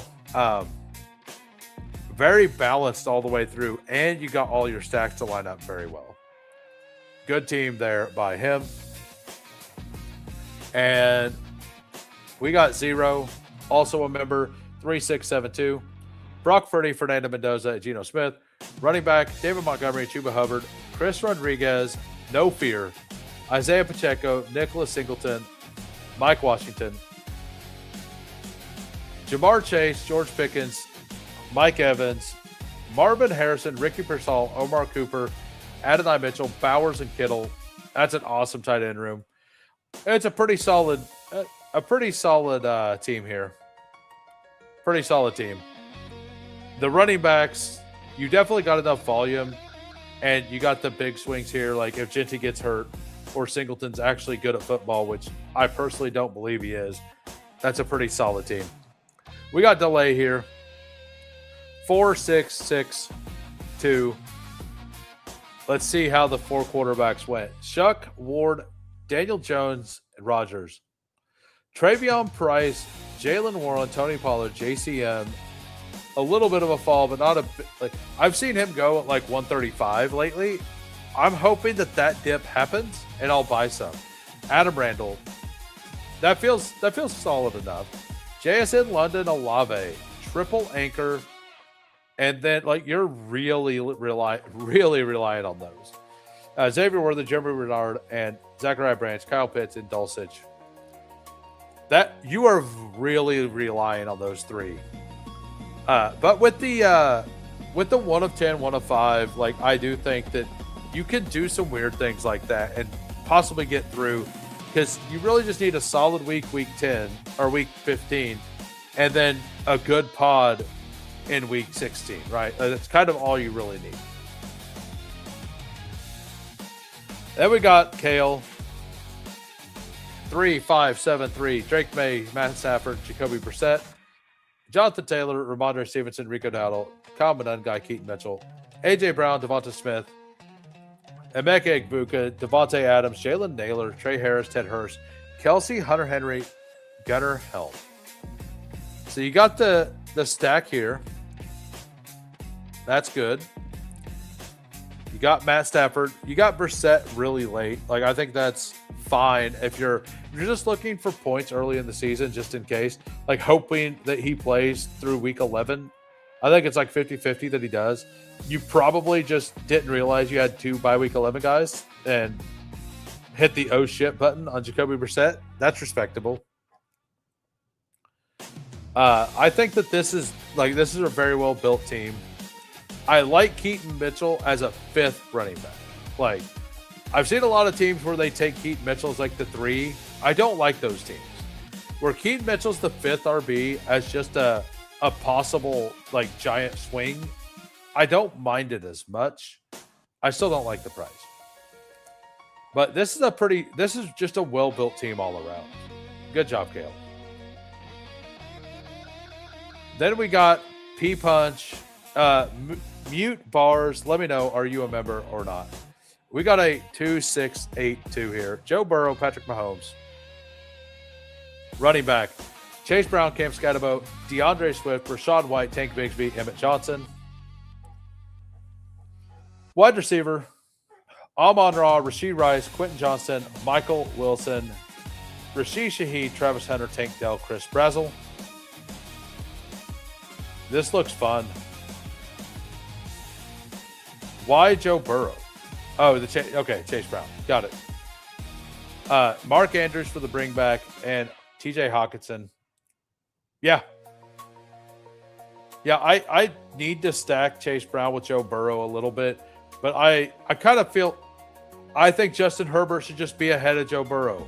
Call me crazy. I just kind of believe that. PP Punch. Hey, PP Punch. We got a 3-5-7-3 here. We got Josh Allen, Jordan Love, and Bryce Young. Running backs, Ashton Jeanty, Saquon Barkley, Quinshon Judkins, who's been falling. I'm going to move him down on my ranks for sure. I thought he would spice way up. He did, and then he fell back. Alvin Kamara, Ray Davis. Wide receiver, Tedero, McMillan, Godwin, Golden, Jalen Coker, Jawan Jennings, Stribling, Troy Franklin. Tight end, Tyler Warren, Tucker Kraft, and Dalton Kincaid. That's pretty solid. If I missed your team in the review, let me know. We'll go back and we'll do it. It is members only for the reviews. So if you want to review, need to become a member, we can do that. But we are coming over. We're going to do a field general now. We're going to switch it up. We're going to do Superflex. We are going to just ignore the comments that have been coming in. I'm going to do the countdown. Then I'm going to kind of read through the comments as we're loading into the next draft. But we're going to jump in Superflex in 15 seconds. We never leave the grind. Fury, endless, breaks, relentless, fantasy, reigns, who waits, immortal.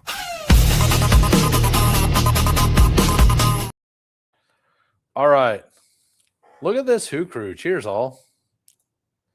All right, so I don't know what any of this was about. Walking the dog to the fourth quarterback. Oh, got it. Got it. Crown the man. 87 days until kickoff. 87 days. And I'm running behind on my subs. We got one today. We've got one sub today. I think this has been a really good show. But if you aren't subbed, go ahead and hit the sub.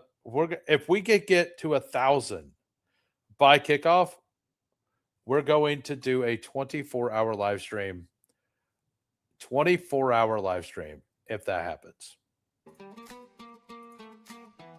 All right. So, by the way, sub to Nice and Blunt if you're not subbed to Nice and Blunt. Awesome channel over there. Very, very fun. Very chill. And he goes live late. So, and if you're in this chat right now, do me a favor. Go to this link that I just linked. That's Hartman's channel. I will be live on there in an hour and a half. So if you want to see more of me, jump over there. We will discuss why Michael Wilson sucks, I'm sure. So if you want to hear more on why Michael Wilson's a bad pick, head on over there. So the Chargers bias thing's pretty funny because I'm always giving him crap. He's a Chargers fan about being a Chiefs because Chargers Chiefs play week 17. So like we're forced to draft each other's team. AJ Brown, you mean the Rossini mole? You mean the Yeah. All right, so we get the 109. We got was Ribeye a member? If I missed you, I apologize. Just say something. We will fix that. Or fix. Apparently, I'm Mike Tyson. We'll fix that.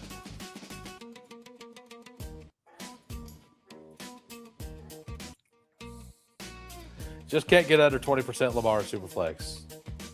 The league wants us to be friends. Yeah, apparently.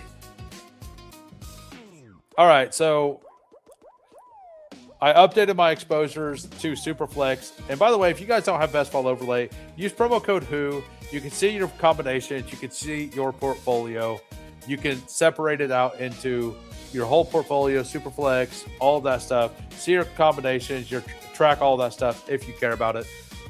It's $40 a month normally, $30 with the discount from the promo code WHO. Head on over there. Give it a shout. I love it. It's good stuff. So I have a bunch of these Puka. Like we're just gonna go Puka JSN. We're gonna lean in. Double by week 11. We don't care. It doesn't matter. Doesn't matter. I'm a new member. Oh yeah. I remember you became a member, and I completely skipped over that. That's my bad. I apologize.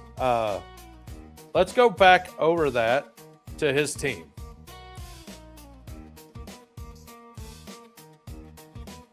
Where is it? Or were you in the first? You were in the first one, weren't you? Did I review your team in the first one?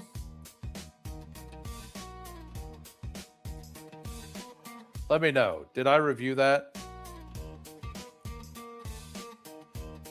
I'll remember when I look at it. I did not review this, did I? All right. We got a 3-6-7-2. This was a while back. You should have yelled at me. Maybe I missed it in all the chat. Anti-Michael Wilson episode. How long do we have? We got Joe Burrow, Patrick Mahomes, CJ Stroud. Running backs, Swift, Dowdle, Tucker, Charbonnet. I can't get there on Charbonnet, but you did take Wilson with him. Braylon Allen. There has been some reports that, so Emmanuel Wilson's out with dealing with personal issues, and Halani has been out there and apparently looking good like he did last year. So there's been a little bit of buzz for Halani, just so you know. We got Jamar Chase, Olave, Alec Pierce, Romeo Dobbs, Shaden Higgins, Omar Cooper, and Tyquan Thornton. Brock Bowers, Harold Fannin. So you did the same thing I did the draft before with Brock Bowers, Harold Fannin. I like the team overall. Even though you gave up a little bit of value pulling Burrow up, I do think that it makes for a unique 2v2 where you're going to have Alec Pierce with Burrow and Chase, and most other people are going to have like Jameson Williams there. And in any given week, there's a non-zero probability that does work out. Like it's like 40% or something that Alec Pierce can outscore JMO in a given week. Let's take Tyler Shuck here. Just get a quarterback. Just get it going. You got heated about the week 17 pool. Yeah, I did. Did I miss other people's? Because we can go back. No problem. Yeah, no, it's all good. I don't want that's one of the only things I can give you. I can also, you are a new member. If you jump in the Discord and link your Discord to YouTube, I got a rank section in there. I'm going to put all of my ranks in there. So if you want to see where I'm ranking people, you can go there. I did notice earlier I need to move Brian Robinson down in all of my ranks. I was pretty high on him, and I'm kind of backing off of that to some degree. So we will, I'm fine with that. I was actually thinking about taking Malik anyway over Darnold. Even just have two non-stacked absolute studs to anchor this wide receiver room. but give us some quarterback upside here in Willis. I'm not a big Willis guy, but I have a lot of them in Superflex because of the style and the way I'm building teams. Winner has already been drafted anyway. Hopefully it's one of my 7-0. It was probably my very first draft. Actually, I went and I was on Overzet's very first Best Ball Bash. I was the first guest of the year. I went back and looked at that episode, and we drafted a pretty solid team. So this was my very first BBM. Jordan Love, Sam Darnold, Daniel Jones, Derrick Henry, Breece Hall, Javonte, Scatabo, 4 RB. Seems really solid. Jackson Smith and Jigba, Cardell Tate, Alec Pierce at 79, Jaden Reed, Xavier Worthy, Omar Cooper, Ryan Flournoy, Chris Bell, tight end, Chig, AJ Barner, David Njoku. It's been one, boys. It's been one. I drafted one day one. Contest is over. Go home. It's all good. Who is a big Willis guy, apparently?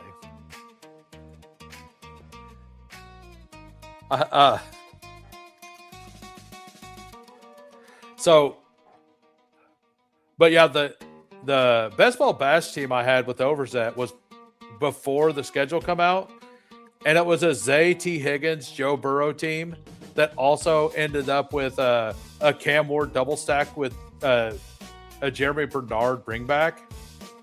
Like, it was a pretty nasty team. Because it had Cardell Tate.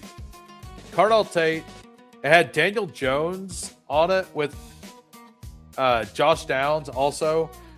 We didn't end up with the Brown on it, but we had 3 stat quarterbacks. We had Cardell Tate plus Gunnar Helm. With the Jeremy Bernard bring back. We had the Zay T. Higgins bring back thing. And then we started, it was Ashton Genty, Kenneth Walker start. So, and then we had Tony. Actually, it was a triple because we had Tony Pollard too. We had Tony Pollard, Gunnar Helm, and Cam Ward with Cardell Tate, with Jeremy Bernard bring back. So we drafted this before the schedule was out. Ended up with two pretty fun Week 17 game stacks, in my opinion, and stopped at 4. Or we didn't stop at 4 running backs, but we probably could have. So can't stop, won't stop. Says 0. But yeah, if you guys are new to the channel and you enjoyed the content tonight, please go ahead and hit the sub. It'd mean a lot. We need like 3.5. The goal is 3.5 a day right now. If I can get 3.5 subs a day, we'll hit the 1,000 before the season starts. I have 34% Zay now, not in Superflex but regular. I have way less Zay in Superflex because of the style of the contest. And I don't know how I feel about it. Every time I get Lamar, Zay never goes on the side of the board with Lamar. So you kind of had to pull Zay up to stack him because Zay is kind of just a good pick. I've been on a big, strong, fast wide receiver guy, but this year my talks... Who's the other one? Is it Trey Tucker? Been drafting too much with 0. He steals Zay every time. Yeah, I mean, that's what, like, 0 doesn't care about exposure numbers. He just drafts the way that he thinks the market's mispriced. I respect that. But it's another reason, like, I love drafting with the community. But the reason I don't try to ever draft on stream, like, or all of my drafts, whenever I'm off stream, why I try to avoid stream drafts, is for exposure reasons. Like, some of the players that you guys are high on, I also like. But if you guys are higher and pulling people up, I can't get exposure to those players. So if I want exposure to those players, I can't draft with you guys all the time. So, and like, I think Zero's right that Zay's underpriced, but I also think that he's way too, like, he's almost to the. So whenever I did my very original rankings back in January, I actually had Zay as wide receiver 9, I think it was, something like that. I don't like Price, but I would have taken him there. Let's go with Luther Burden. Actually, let's go Devontae Adams. Let's just do the thing. Let's just all week 11 buys. Let's just full in. We're gonna stop at 6 receivers. We're just kind of vibing out here. We might take Chuba here. Do I have much Chuba with Scatabo? I do. I have more of him. I don't have much Pollard, though. That's weird. I was advised not to draft on live stream, but obviously I didn't listen. I mean, for you, it doesn't. Oh, okay, yeah. I didn't listen again. I can't beat. Yeah, week 11 is nasty. Yeah, it can be for sure. Oh no, it's all good, man. Once I decided I was going Adams, I was not taking another receiver. I was going to take Pollard here, or a running back. Correct answer, 0. Ladd and Surratt. You're getting closer. I'm saying that, like, I'm not I want 30% exposure to a guy in the 3rd or 2nd round guy. I think that's kind of where I'm at. I think that you probably have Zay ranked right about where I have him. Like, in tiers of wide receivers. Only 10. I think I have 3. Maybe. Yeah, I have 3. And one of them I'm trying to get under 20%.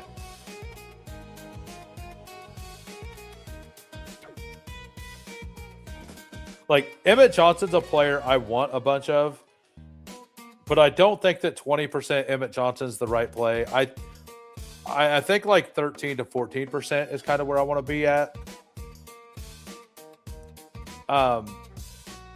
Mostly because if he's a smash, I'm going to dominate in pre-draft anyway. So there is that. Honestly, Zay and Ladd seem like the two from that group who could do. Yeah, I agree with this. Zay and Ladd should easily be ahead of Egbuka, like miles ahead of them. And like here, so I think the Superflex ADPs are kind of more on the nose of what the ADP should be. And if you look at the two different contests, I know that like you can't compare positions because there's positional differences. But what you can do is you can look at the wide receivers and look at where the wide receivers go in comparison to the other wide receivers, right? And generally, McLaurin goes around McMillan. Burden goes around Evans, Jamo, Egbuka, and Adams, which means Egbuka is way behind his regular ranks, right? So I kind of think, because like in this, you have Garrett Wilson way ahead of him. We have Jalen Waddle. We have McMillan. We have McLaurin quite a bit ahead of him, right? Now, it is a stream draft with somebody who doesn't like him, so maybe that's part of why Igbuka falls in it. But I think if you just kind of look at their base ADPs in the Superflex, like you kind of see some of that though. Let's go Kyle Pitts here. Just for the Week 17 game there with Tyler Shuck. So I want to thank everybody that's been sticking around tonight. I've had a good time. I don't know. I've been a little more argumentative than usual today, but I'm pretty. I think it's been a good stream. I'm definitely going to stop after this one. Give myself a little bit of a break. Get a snack before I go live over there with in an hour and 10 minutes over on Hartman's channel. And once again, I'm going to shout out tomorrow's members only stream. Should be a really good time over there. We're going to go through Eliminator. We definitely, I wouldn't want to miss it. I'll tell you that. So we got, I know a lot of people, their membership has ran out over the last few days because my initial month was up. So if you're listening and you were a member last month and you plan on keeping your membership, go ahead and double check to make sure, because most people, like that first month, I knew it was going to be high, a celebration, all that stuff.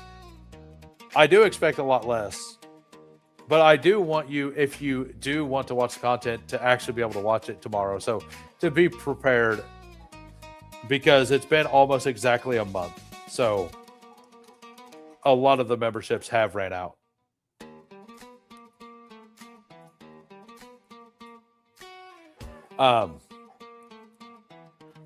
I didn't say anything, but if we had a really good stream today and we got to a really high like total, I was going to give some memberships today, but we'll just do it. We'll do it another day. That's what we'll do. Also, I was hoping, like, if we got the 3 subs as well, like I was going to do, like, if we got more subs than the 3 that I need per day. So basically, whenever I have a good day for the growth of the channel, we're gonna give some memberships.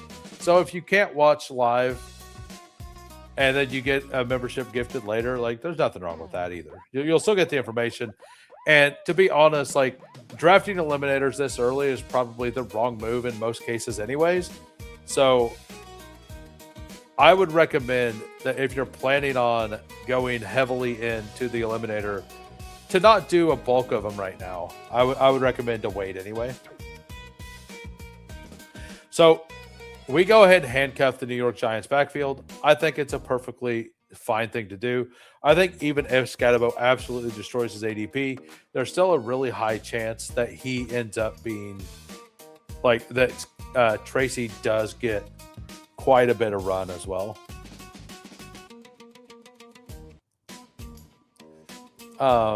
Josh Downs here makes some sense.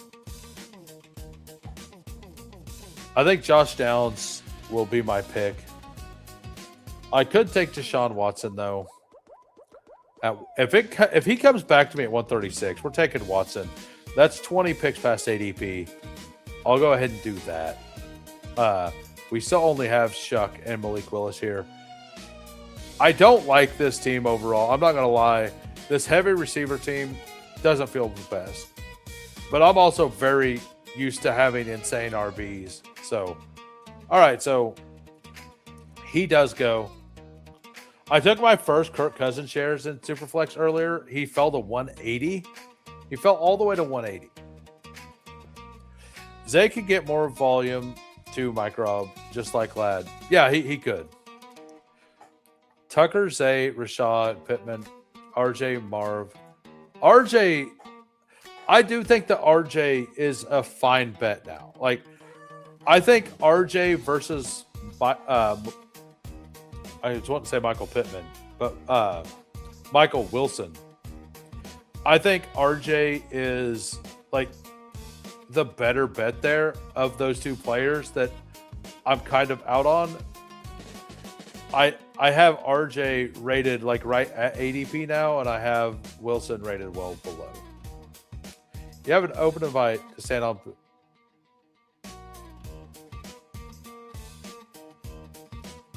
Oh, I'm down to 9 guys above 20%. I just realized I put RJ twice. Got it. I don't even know what we're talking about on the stand-up business. I know that that's your segment. I don't forget that, but like I mean, I stood on business this whole time, so clip whatever you need to.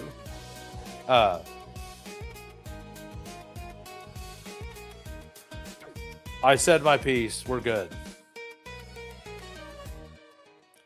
Like, and I like with Algier, I just don't. I don't want a bottom 10 offenses running back to an offense that I believe that they're only going to score like 13 rushing touchdowns. And if Algier gets 5 of them, I just don't see the upside in it. All these other picks, like Keaton Mitchell, like he has upside if the number 1 goes down. Because of the offensive explosion, right? I don't see that with Algier. So could he be a solid get you through kind of pick? Maybe.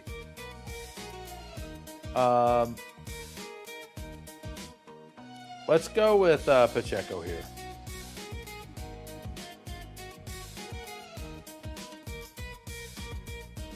And he's also not going to have big spikes. Like Algier's just not going to have like those 17-point spikes very often.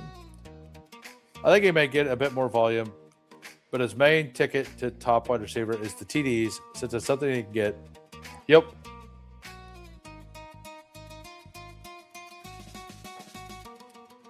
I always take big stands, but I won't full fade anyone this year.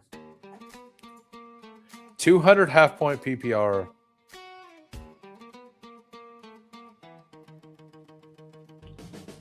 $200 half-point PPR with 5 touchdowns. Where are you getting 200 points? Oh, are you talking about Ladd? Oh, because I just said 5 touchdowns for Algier. I'm like, that is ludicrous. 200 for Algier.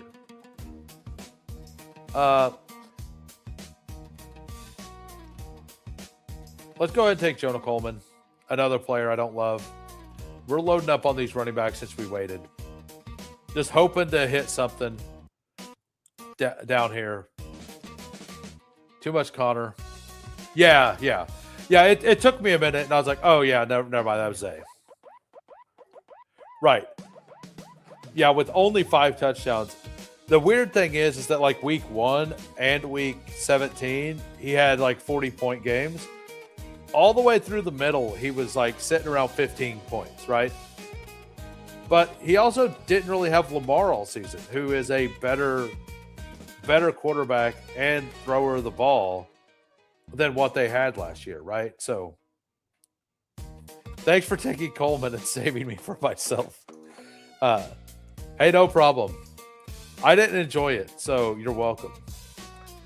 People say Zay can't spike because he didn't spike the right. He spiked in week 17, didn't he?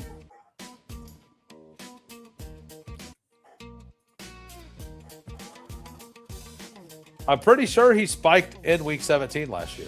Or was it 16?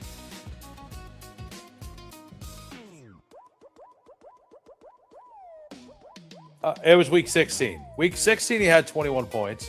Week 14, he had 20 points. This full PPR, so that was 16 points, right? 17. Oh, it was week 18. He had a big game. But like, I value this game because that was a win in your end game. That was a everything on the line game. Not all week 18 games are created equal. That game actually mattered. So even though it didn't matter for fantasy, that game, in my opinion, matters for his upside. Yeah. And like the 17 and a half point game or whatever, in week 16 is not nothing, right? That's not nothing. Tap in, says Fancy Dog Pound. What's up, Fancy Dog Pound? Thank you for popping in. Hope you having a good day. Hey, we're getting some subs now. Maybe if those viewers go up a little bit, we will do the old gifted for the members only stream tomorrow that I think is going to be absolute fire. So stick around if you aren't a member. I might, if we can get the likes up a bit more, I have a number in mind. I'm not going to give you an exact number, but if we get there, I will gift the 5 subs. If not, I'll just do it later and you can go back and watch it afterwards.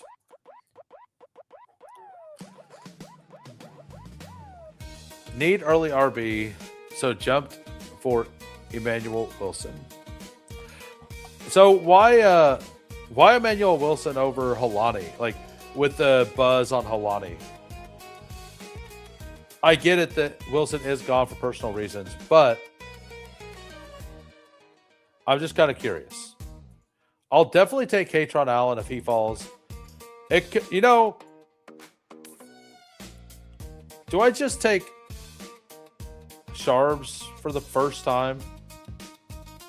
I think the answer is still no. Yeah, we take Katron Allen if he's there. And we're done at quarterback. We got an absolute mess of a team, guys. You guys, I have never seen a more accurate representation of draft with who. He ain't got a clue. Like, this draft is trash. If you're not here often, all you got to do is jump in these lobbies, draft with me, and you get EV, man. Like, every once in a while, you put up a really bad thing. Wilson was good last year. Helani can get... Now, like, Wilson did last year with Jacobs out. He could be the bell cow. I'm kind of mostly waiting just for camp news on that. I'm not going to draft either one for now. So, did want Muth. Made you to pivot to 4 tight ends. Got plenty of fan speak. 10 multi-table. Did you get any Freiermuth last night? 0. Did you get any Freiermuth or Aaron Rodgers in those pods with Meg? That was she was so like chaotic during that. It was awesome. Like, it was an awesome watch. That members only stream by them. It was pretty fun. Pat Fry going 150, so no. Yeah, I know. I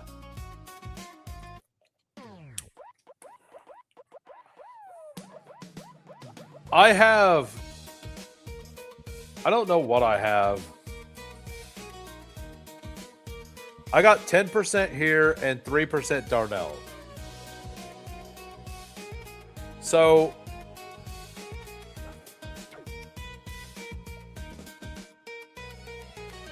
we're taking Ty Simpson. It's been the plan all along to get the Ty Simpson double stack here with Devontae Adams and Puka Nacua. Who needs points in week 11? Not this guy. This guy don't need points in week 11. Nuh-uh. Nope, not this guy. This guy just won with Ty Simpson. The Ty Simpson double stack, guys. Blunt in this draft too. Jesus Christ. I missed Dyson Blunt in this draft. Man, we're I've been so wild that I haven't even shouted out everybody in here. We got Peanut at the 12, Dyson Blunt at the 11. We got Ribeye at the 10. We got the 9. We got 0 at the 7. Game Tide at the 6. Kale at the 5. Brew Crew at the 4. Gunner at the 3. Mute at the 2. I'm a little behind, guys. Like, All right, so why not double stack it? I think we want. Yeah, we want Jeremy Bernard here.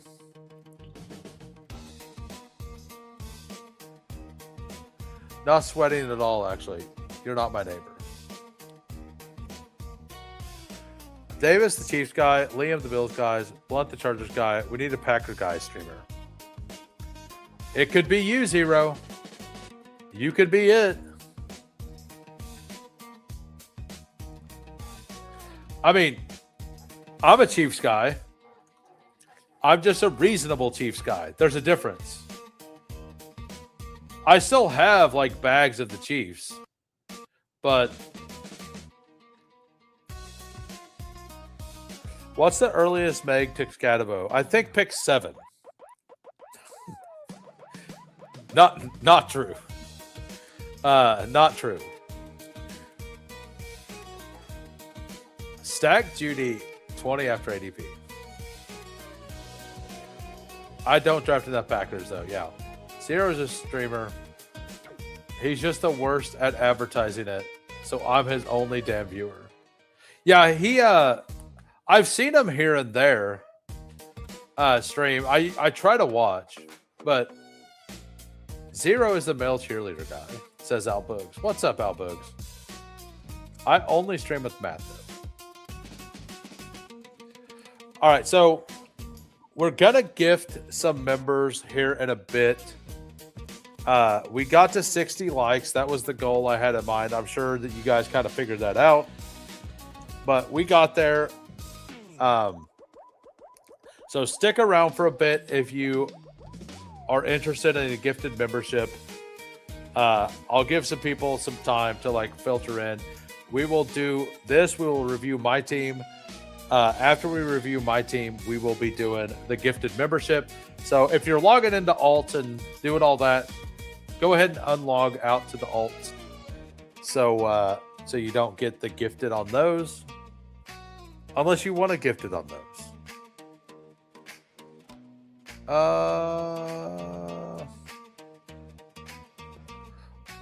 Yeah, let's take George Halani here. Why not? What could go wrong, guys? And Jalen Milroe. We're living out here, boys. We're living. Team's dead, Brett. All is man with the master plan. Boogs, I drafted Golden last night. Am I in trouble? Oh, I'm feeling lucky tonight, says Crossface. Yeah, so I just hope people get the membership are people who want to watch the members only stream tomorrow. Because I think it'll be good stuff. So we got a 4863 here, or 4862. Tyler Shook, Malik Willis, Ty Simpson, and Jalen Milroe. Absolute trash. Cam Scatabo, Tony Pollard, Kenneth Gainwell, Tyrone Tracy, because you got to stack Cam Scatabo and Tyrone Tracy without the Giants. Isaiah Pacheco, Jonah Coleman, Katron Allen, George Halani, because we got to double stack George Halani and Jackson Smith and Jigba with Jalen Milroe, right? You got to do it. Puka Nacua, JSN, Olave, an actual stack that makes sense. Devontae Adams, Josh Downs, Jeremy Bernard, Kyle Pitts, Kenyon Sadiq. So we got a Week 17 bring back here on nothing, but we do on Kyle Pitts. Not a good team. Not my best effort. Welcome to the EV, everybody. If who had me and Al on the same stream, it would go viral. I mean, we can make that work. I've had both of you on. It'd just be figuring out a time to get both of you on. We can talk about it. I don't argue on my team, on my terms, that they don't believe in. I only quote analytics for the analytic bro, though. me fighting your analytics. Are you fighting with your face? Let me know.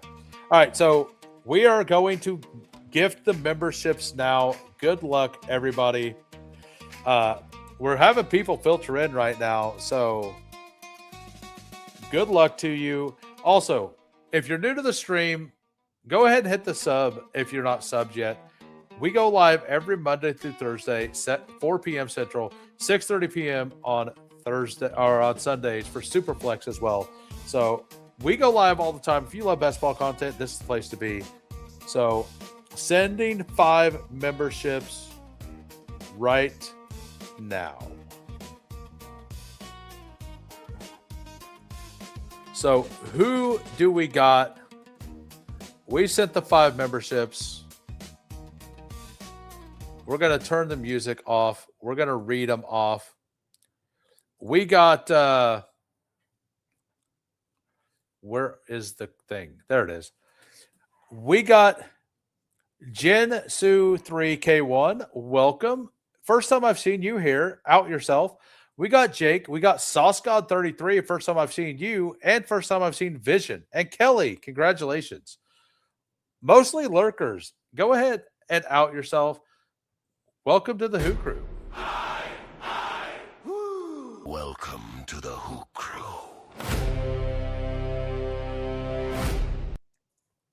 And if any of you guys aren't subbed, I would appreciate a sub now that you got a membership.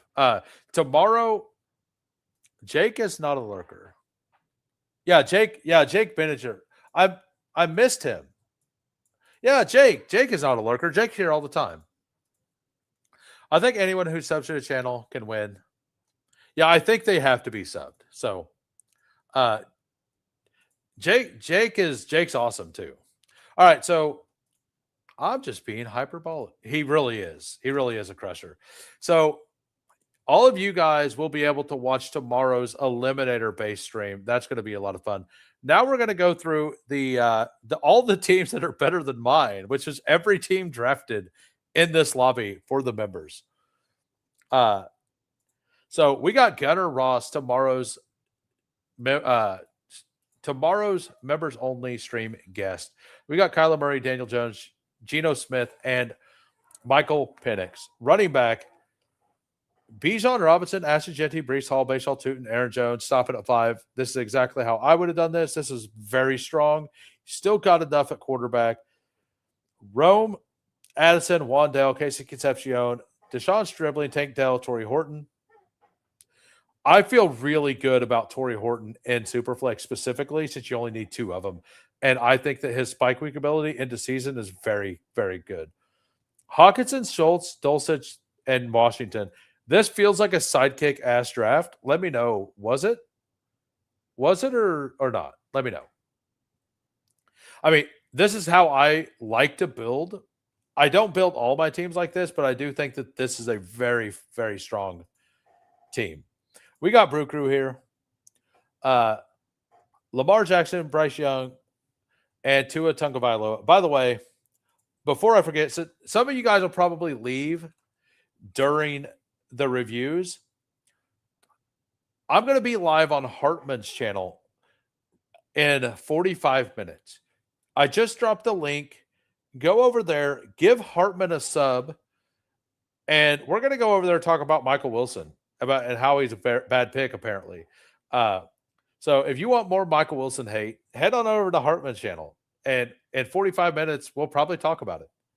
So we got a 4-6-7-3 here. We got Lamar Jackson, Bryce Young, Tua Tagovailoa, Shitter from Brew Crew. I like this quite a bit.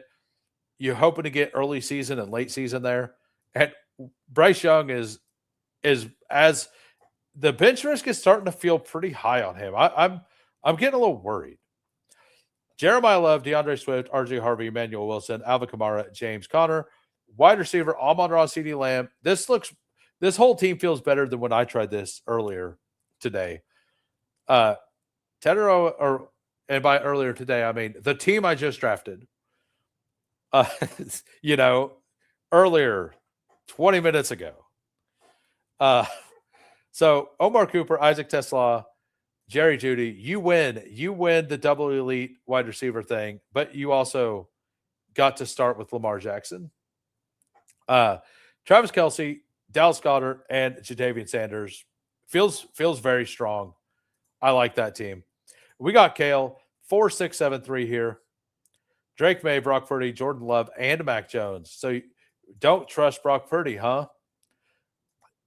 Javonte Williams, David Montgomery, Quinshon Judkins, Dylan Sampson, Mike Washington, and Marshawn Lloyd. AJ Brown, once again, seems like you're really into the Drake May AJ Brown thing. Let us know. Has it just been that you've got the ADPs to get there, or are you actually a bull? DJ Moore, Alec Pierce, Jaden Reed, Godwin, Tucker, and Franklin. You got Trey Tucker in a zero draft? What's going on? Dalton Kincaid, Arade Gadsden, and Cade Otton. Very solid team. You're new to the streams, but you put together all three reviews I've done have been pretty solid. If you guys also 2 IKBs, nice. Genty and Penix. I like the Penix pick a lot. Hartman is Timu Candyman, which is great. Timu Candyman. Shout out Candyman. Jumping in another Superflex Zero, says Brett. Oh, he's calling you out, Zero. You can't let that happen. Come on, Zero. You got to defend yourself, Zero. Game tight, 2783. Jaden Daniels, Jackson Dart, running back, Jalen Warren, Rashad White, Jordan Mason, Keaton Mitchell, Brian Robinson, Jordan James, Jalen Wright. For a 0 RB team, that feels pretty solid. Like, you got some guaranteed volume and some big swings late. Jefferson, Neighbors, McLaurin, Tyson, Antonio Williams. I like that you went 4 receivers with Neighbors to, like, bring him along. And then you added depth in at the back end to support your bye weeks. Naylor, and then the double stack here with Malachi Fields, Darnell Mooney, with the Jackson Dart. And then Bowers, Loveland, Chig. This is, I love this. You got there in the end at running back. Your wide receivers are goated if you get to the playoffs. You got Bowers and Loveland. I don't know how you fit all that in. We got 0. 4664. CJ Stroud, Fernando Mendoza, Jacoby Brissett, Carson Beck. Running backs, Jonathan Taylor, Saquon Barkley, Chris Rodriguez, Nicholas Singleton, Braylon Allen, Caleb Johnson. Wide receivers, Zay Flowers, Marvin Harrison, Zay Flowers. Tight end, Sam Laporta, Isaiah Likely, Eli Stowers, Michael Mayer. Oh, sorry. That says Trey Tucker. My bad. That didn't say Zay Flowers. It said Trey Tucker. My bad. No, I actually, I mean, what could go wrong with 5 Zay Flowers, though? Honestly, what could go wrong? But no, you got the CJ Stroud stacked up with Nico Collins. You got Christian Watson, Marvin Harrison, Jade with the double stack there, Denzel Boston, Sam Laporta, Isaiah Likely, Eli Sowers, Mayer. I've mixed in a little bit of Mayer and Superflex. I think it's pretty smart to do. I like it. So one more. So we got 3 more reviews here. We got Ribeye 4673. Not going to forget you this time. I didn't get all fired up this time. Dak Prescott, Sam Darnold, Deshaun Watson, Kirk Cousins. Running back, Christian Watson, Devon Achane, J.K. Dobbins, Sean Tucker, Kamani Vidal, Jaden Blue. Wide receiver, Devonta Smith, Zay Flowers, Luther Burden, Parker Washington, Jacoby Myers, Ryan Flournoy, Calvin Ridley. Tight end, Tyler Warren, A.J. Barner, Elijah Arroyo. I like it. I mean, I've liked all these. Every team I've read off is miles better than mine. Like, just miles better than mine. 4673. Justin Herbert, Mahomes. Who would have thought your 2 favorite teams together? Justin Fields, because you're even a bigger Chiefs fan than a Chargers fan. We all know it. Joe Milton. I've mixed in a couple times. Omarion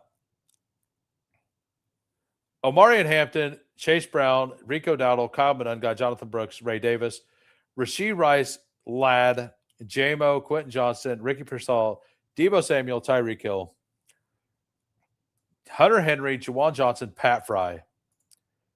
Very solid team. A really fun KC LA Chargers stack there for week 17.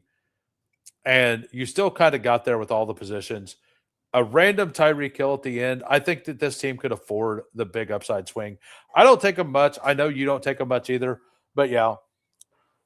And the last review, we got Peanut. We got a 3, 6, 7, 4 here. We got Jalen Hurts, Caleb Williams, Aaron Rodgers, running back Derrick Henry, Kenneth Walker, Josh Jacobs. Josh Jacobs, he's starting to go later in Superflex. His ADP hasn't seemed to have fallen as much as it has in other formats, though. JCM, Tajay Spears, Tank Bigsby. I mean, it is 60, but it isn't it mixed in with like some. Where is pick 60?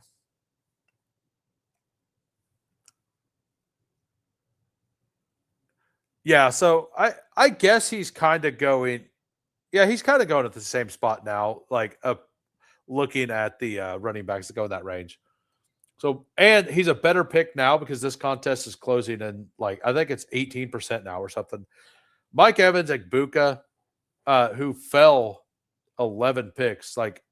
That's kind of where I think he needs to go. Maybe I was wrong in his ADP being different. Maybe he just fell in this draft. DK Metcalf, Mekhi Lemon, Xavier Worthy, Stephon Diggs, Trey Harris, David Njoku, Jake Tonjes, Colby Parkinson, Theo, my boy Johnson, another team that's better than mine. All of you guys drafted better teams than mine. That's a fact, absolute fact. But I had a good time. I enjoyed it. Mayor inline blocking. Yeah, I like him as well. And every other year, Dak does seem to go down. I don't draft Mayer and Bowers together, though. Did it one time. I've seen some people do that. I don't necessarily think it's completely wrong to do that either in a 20-round format. Because if Bowers goes down for 4 weeks, I do think that they're going to use they would use Mayer pretty heavily in the passing game, and it could help you advance some of those teams. The vision is there. The will the results follow. I've grinded more Raiders media than Packers content. Really? Pat Fry and Darnell on the same team? What are we doing? So I want to shout everybody out. Thank you all for sticking around. I'm going live with Hartman in 38 minutes. I'm going to get some food. I'm going to walk around, move around for a bit. I think we're going to draft at least one BBM. I'm looking forward to it. Tomorrow is a members-only stream. We're doing Eliminator content. I've built out a little bit of a formula that I think that's going to be very useful there. We're going to cross-check that with Gunnar Ross's thoughts. He was building out some projections specifically for Eliminator. Gunnar Ross is something you don't want to miss.